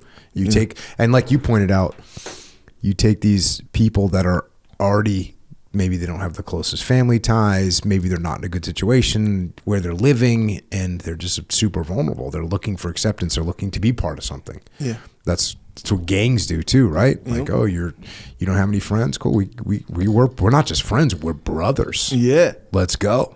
Meanwhile, in your mind, the world is rejecting you. Mm-hmm. I am not a part of anything. Mm-hmm. Meanwhile, I'm looking at my neighbors. They got this nice family.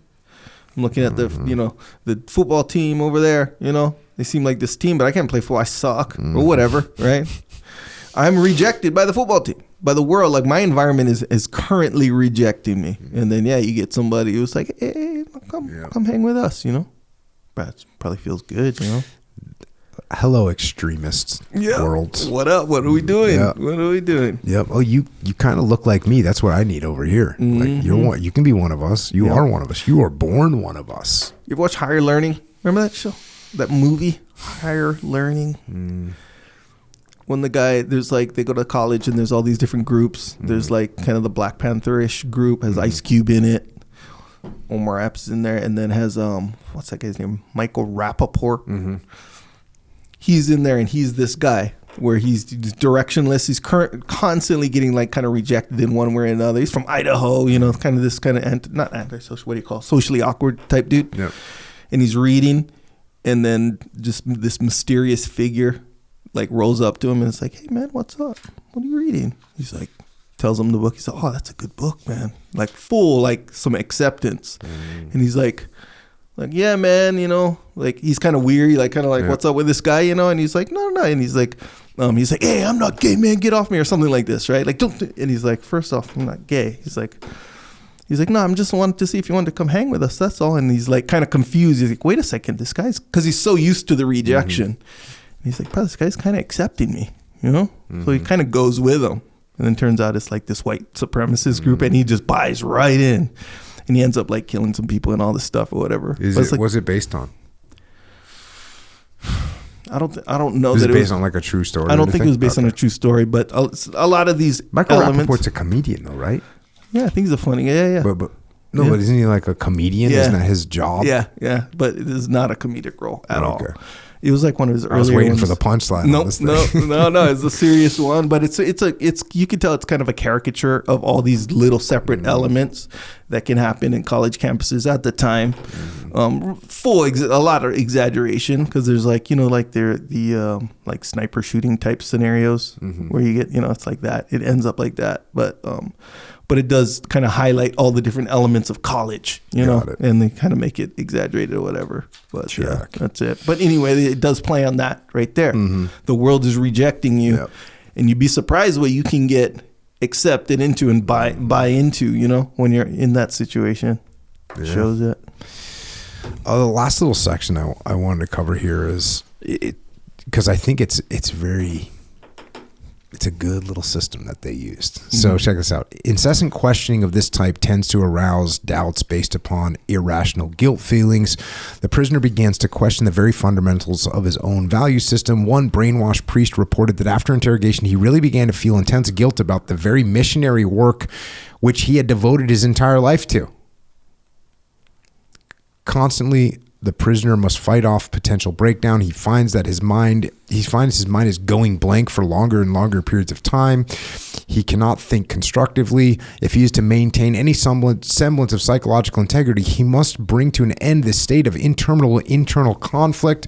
He signifies a willingness to write a confession. So they finally get this dude to write, you know, like, all right, you're going to write a confession. And by the way, that's interesting. You could see, like, you take this priest who had done missionary work, and they make him feel like that was bad. Right? Like, this is how 180 your mind can be manipulated. You believe for your whole life you're raised as a Christian and you're going to go out and you're going to help people, and then you now think that what you did is bad. Like, what were you doing, trying to manipulate these poor people that were over in this other country? It's like powerful. So now we get to this confession writing part. And it says, No matter what the prisoner writes in his confession, the interrogator is not satisfied. The interrogator questions every sentence, every phrase of the confession. He begins to edit while working with the prisoner. The prisoner is forced to argue against every change, every demand for increased self-incrimination. So, like you wrote like, I stole the bread. And then I'm like, dude, you need to write, I stole 5 loaves of bread. And you're like, well, I didn't steal 5. Yes, you did. We have evidence. We have this little back and forth. This is the very essence of brainwashing. The prisoner has begun to argue for maintaining statements that he would not have accepted prior to the commencement of brainwashing. So you're like, I didn't steal 5 loaves of bread. I told you I only stole 2. Well, you see what I'm saying? Every time that he gives in on a point to the interrogator, he must rewrite his whole confession. Still, the interrogator is not satisfied. In a desperate attempt to maintain some semblance of integrity and to avoid further brainwashing, the prisoner must begin to argue that what he has already confessed is true. You're like, no, I told you it was only 2 loaves. He begins to accept as his own the statements he has written. Yeah, that makes sense. Because I'm just trying to get you to break, just write a confession. And you're like, fine, I'll give you food. I'll let you sleep. I'll turn up the temperature and you can sit down. And you're like, fine, I stole the bread. And I'm like, cool. But no, how many? You stole 5 loaves. And you're like, no, you didn't. Well, you at least stole 2. Well, okay, fine, I stole. And you can see you just escalate this and escalate this. Yeah, because he draws that contrast between okay, I said I did the 1. And then wait, now you're saying 5. Like 5 is like, wait, I'm not going to confess to that. Hey, look, I'll confess to the 1. The 5 is dumb. In fact, the 5 becomes so dumb in my head that, bro, get off the whole 5 loaves thing, bro. Hey, look, I can do 2. It's almost like a negotiation process. Except for at the end, you're arguing that it's true that you only stole 1. Yeah, that's like the key component. And it says subtly, step by step, he is identified with a new value system. The prisoner uses many of the interrogator's earlier arguments to buttress his own position. This is the key component here. He believes what he has stated. So now you believe what you said. An interesting point is raised by the behavior of returned prisoners of war who had been brainwashed during the Korean conflict. Some of these individuals stood court-martial. Others were vilified in the press. What a freaking nightmare. One wonders why they did not say, I was brainwashed. I believed at the time what I said over the radio in their own defense. Apparently, they could not explain clearly what had happened to them. One wonders if this inability to communicate their experience is related to a most interesting psychiatric finding that it is virtually impossible for a recovered schizophrenic to tell what a psychotic state is like.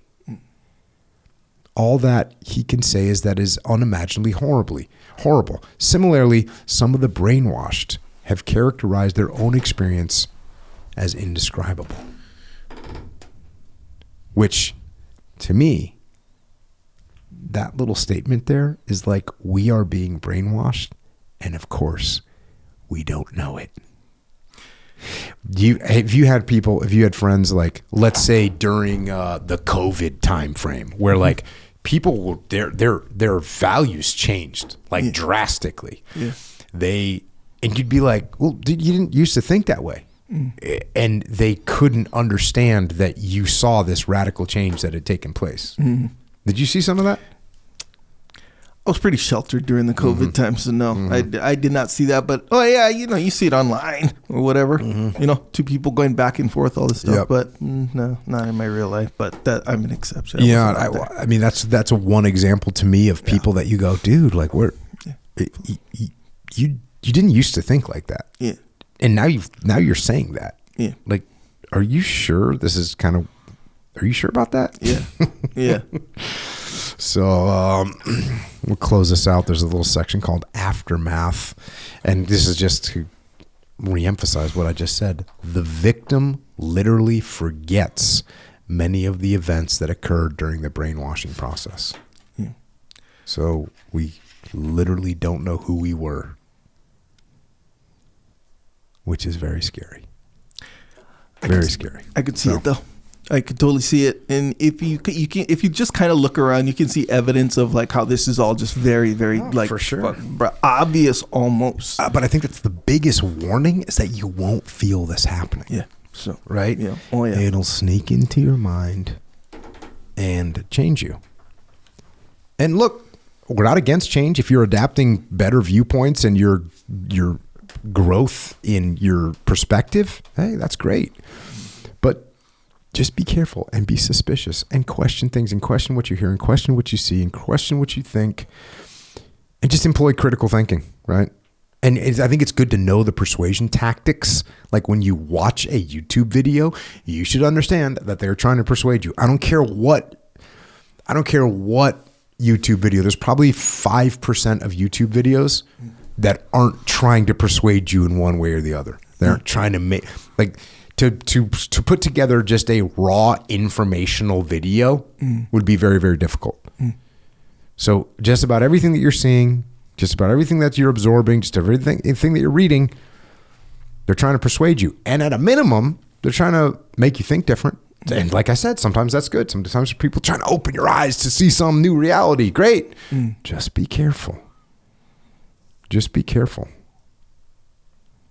Because it's happening. Stay strong. Stay strong. Stay strong.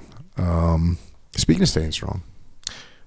Real quick, this will help. Let's go. I think I'm certain this will help. And it's in the spirit of recognizing that this can happen, even in a way that you might not expect. So there's these little exercises. You might have seen these, but this is kind of like a big evidence to show. Okay, so if I were to ask you or anyone, be like, hey, I'm holding something in my hand. Do you see this thing right here? Right? Yes. And we see it. And you say, okay, what if I put something right in front of your face?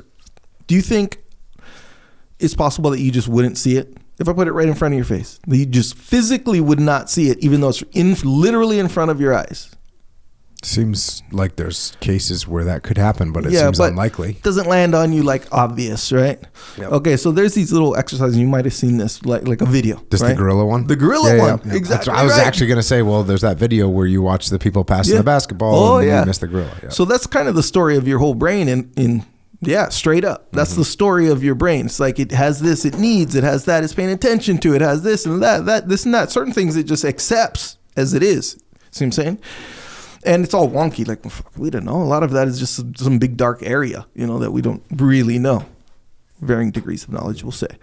But just like that video, you don't realize that literally a gorilla, like if someone said, hey, if I put a gorilla right in front of your face, we don't see gorillas every day.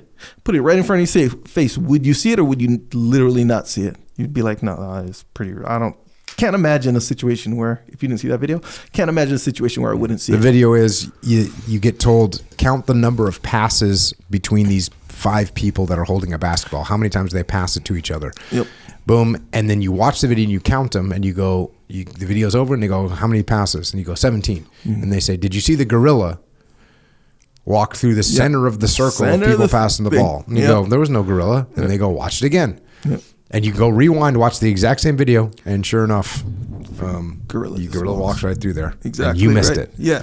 So have you ever seen the thing where it says, where you read a word, and depending on which word you read, it sounds like you heard it? Yeah, someone's saying one of them was like green needles or something like that. Yeah, I just saw that one. That one is crazy. Same thing. It is crazy that you will hear what you read, and it's the exact same noise. Yeah. But depending on what you're thinking, you'll hear whatever it is you're thinking. Right. So it's freaking wild. So that one, you hear a recording that's kind of distorted, but not really. But here's the thing, it is distorted. When you don't read anything, try to listen to, you're like, I don't hear anything. I don't hear either of them. But then if you read, because it has the 2 sides of the screen, right? If you read the one on the left side, that distorted signal sound says that word in your ears. Yeah. Versus the other side says that word. Just depends on which one you're looking at. So that one, bro, I rewound that one so many times. It was like, no, I'm gonna beat the system. Yeah. Like, bro, I couldn't beat it. Yeah. But if you don't look at any of them, you're like, it just doesn't sound like anything. See, bro, and that's the whole point right there. Where it's like, bro, how much of this is just your brain just freaking jumping from thing to thing and missing this and accepting this, and all of a sudden your reality is literally different than what you might fully 100% expect. Bro, it's going on every day. Yep. I don't know. Yeah, that's why I think you got to be really careful about, what you're putting in there. What ingredients you're adding to the bread. Yep. Because you don't want that bread to go bad. You don't want it to be junk. No, so you don't. just be careful. Pay attention. Keep an open mind, but damn, be careful what you let in there, right? Really? Don't be letting the bad stuff in there. Yeah. It's freaking gnarly. Right on. Stay strong mentally. With that, we're going to stay strong physically as well, which means did you lift yet today? No, not yet. You were saying when we got here, Yeah. actually, you did tell me that you didn't lift today because you said your mental acuity is lower when you have not exercised before we record. Accurate? This was your first time picking up on that, even though I literally wrote about that in the book, Discipline Equals Freedom Field Manual? The answer is no. And not to split hairs here, but I said after I lift, I feel like my brain has like more circulation. So my mental acuity, even though I didn't use that word, is higher. I didn't say it's lower when I don't. I said it's higher when I do. Well, I mean, we saw evidence of low brain activity today. No, we didn't. But, hey, thank you though, for your opinion. Nonetheless, it's true. Yeah. And it's true acutely and chronically, by the way. So the more you exercise, the more even like something as low intensity as like walking helps circulation to your whole body. You call that road work. Road work all day. Road work's more of a general term. But nonetheless, yes, you're correct. So you're going to go lift later. I already lifted today. Feel good. Glad I did. I much rather would have lifted already. Yeah, it's pretty much the feeling I always get. Although sometimes you're like fired up to go lift. Sometimes what's bums me out is when I'm supposed to go to bed at night, but I'm kind of fired up to lift in the morning. Do you think I should go lift then? No, no. It depends. Depends on what. Just go do something. Go do some arms or something. Well, I'm always gonna advocate for doing arms for the most part, but I don't know. Programming is very complex and different, for everybody. So whatever you dig. Yeah, do it. Do it. See how it feels. So report back. We're lifting. We're training. You need fuel. So we recommend Jocko Fuel. Go to jockofuel.com and get protein, get energy, get hydration, get immunity, get greens. By the way, our greens are legit. They taste good. Get Joint Warfare, Super Krill, all the things that are going to help you stay on the path physically and mentally. Check it out. We're at Walmart, Wawa, Vitamin Shop, GNC, military commissaries, AFES, Hannaford, Dash Stores, Wakefern, ShopRite, HEB down in Texas, crushing. Meijer in the Midwest, crushing. Wegmans, I think we got pallets on the floor in Wegmans right now. Harris Teeter, down in Florida, Publix, people were posting pictures of just grocery carts filled with Jocko Fuel. So much appreciated. That's awesome. We're making good stuff to keep you on the path. Lifetime Fitness, Shields, small gyms everywhere. And if you don't have Jocko Fuel at your gym or at your chiropractic office or at your hair salon or at your gymnastics gym or wherever you're at, email jfsales@jockofuel.com and we will get you taken care of. Also check out originusa.com. We're talking a lot about Chinese communism today. Mm-hmm. We do not support Chinese communism. We do not support slavery. We do not support internment camps. We don't support that type of activity. No. That's why we have Origin USA. You don't have to get your T-shirt made by a slave. You don't have to get your T-shirt made in a factory that makes.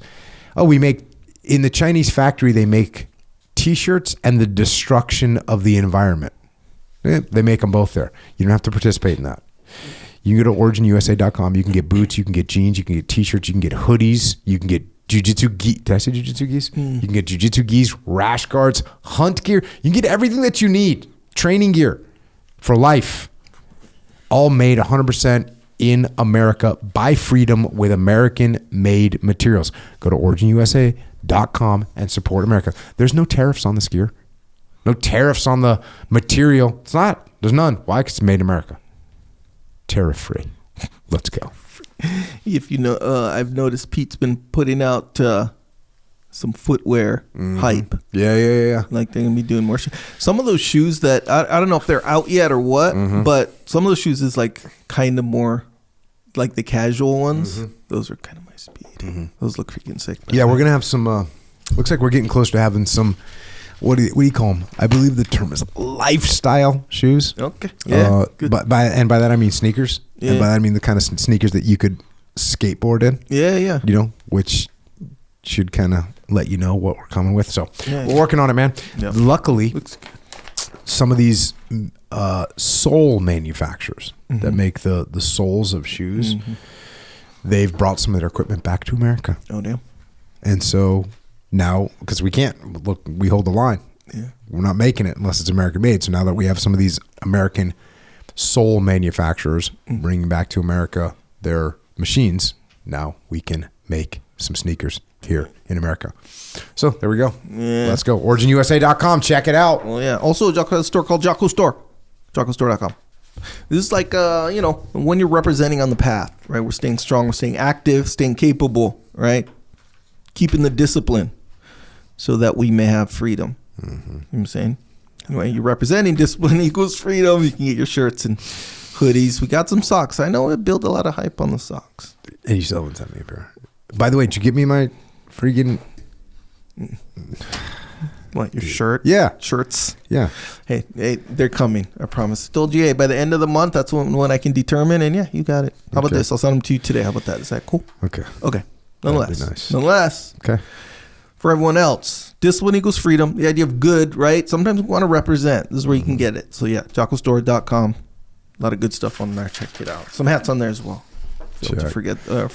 Failed to mention that before. Also, the Shirt Locker, which is a new design. Same deal. Discipline equals freedom. A little bit outside the box as far as the designs. Thinking. But good nonetheless. People seem to like them. Are the HoolieGolf.com collab polo shirts on there yet? No. We're still working on it? They're still in transit. The whole process is processing. But yeah, be on the lookout for that. There's an email list sign up if you want to be updated to the new stuff. Okay. That's a good one. It's true. Well, I don't just send out emails for every little thing. That's the thing. Yeah. So I'm not spamming. It's just like worthy of messaging, and you get it. Anyway, back to Shirt Locker. It's a new design every month. Subscription scenario. Go on there, click on Shirt Locker, see some of the past designs, see what that's all about. It's pretty cool. People see them to like it. Anyway, everything is on JockoStore.com. Also check out primalbeef.com and ColoradoCraftBeef.com. You need steak. Look, we love Molk. 100%. Yeah. 100%. Freaking great dessert. Tastes delicious. Gives you protein. The ready to drink's 30 gram protein. The powder's 22 grams per scoop. So you can get your protein there, but you need some of that steak too. So go to ColoradoCraftBeef.com or primalbeef.com. Get steak, get jerky, get beef sticks, get whatever you need. Burgers, hot dogs, get it. Awesome people, awesome steaks. Also subscribe to the podcast. Also check out Jocko Underground. Also check out our YouTube channel. Also, I've written some books. Miha wrote a book. Yep. Miha wrote a book. The book is called Modern Submission Grappling. One of my training partners, Miha, put it together. Very thorough. Very gives you good context and structure to build your game around. In other words, have you heard of the ecological systems of training where you don't get taught anything, you just try something, and you try something in a certain environment until it either works, until you figure it out. So that's like a theory. I think there's some components to that theory make sense.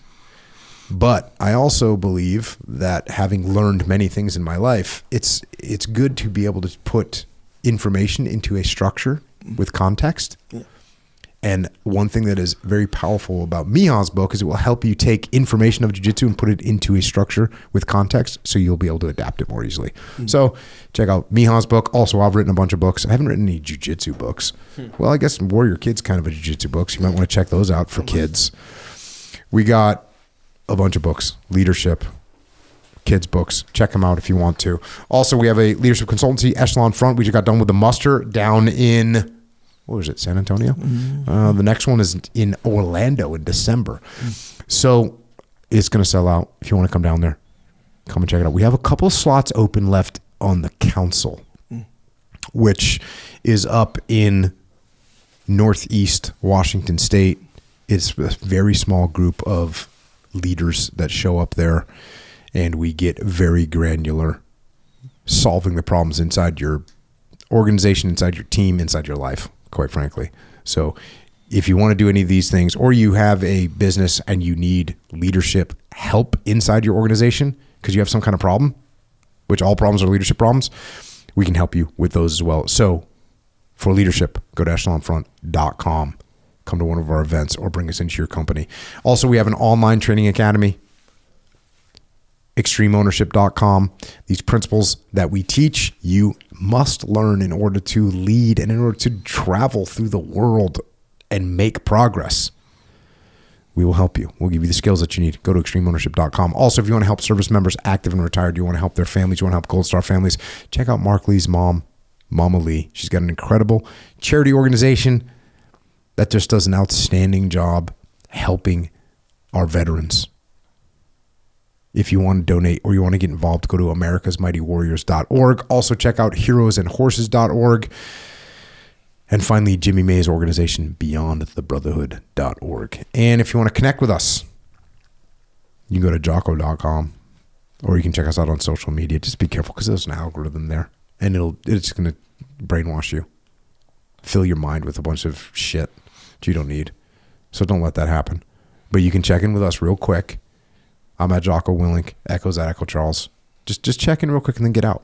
We don't want you in there. We don't want you scrolling. We don't want you getting brainwashed. We want you out living. That's what we want. And thanks to our service members, men and women around the globe, sacrificing every day to protect our right to think free, to speak free, and to act free. Thank you for what you do every day. Also, thanks to our police, law enforcement, firefighters, paramedics, EMTs, dispatchers, correctional officers, Border Patrol, Secret Service, as well as all other first responders. Thank you for protecting us here at home. And to everyone else out there, the quote that kicked off this book said, "Man can be made to do exactly anything." Well, just make sure that you're the one that is in charge of your mind, and you're the one that is deciding exactly what it is you want to do. Stay aware, stay alert, and keep your mind free. Until next time, this is Echo and Jocko out.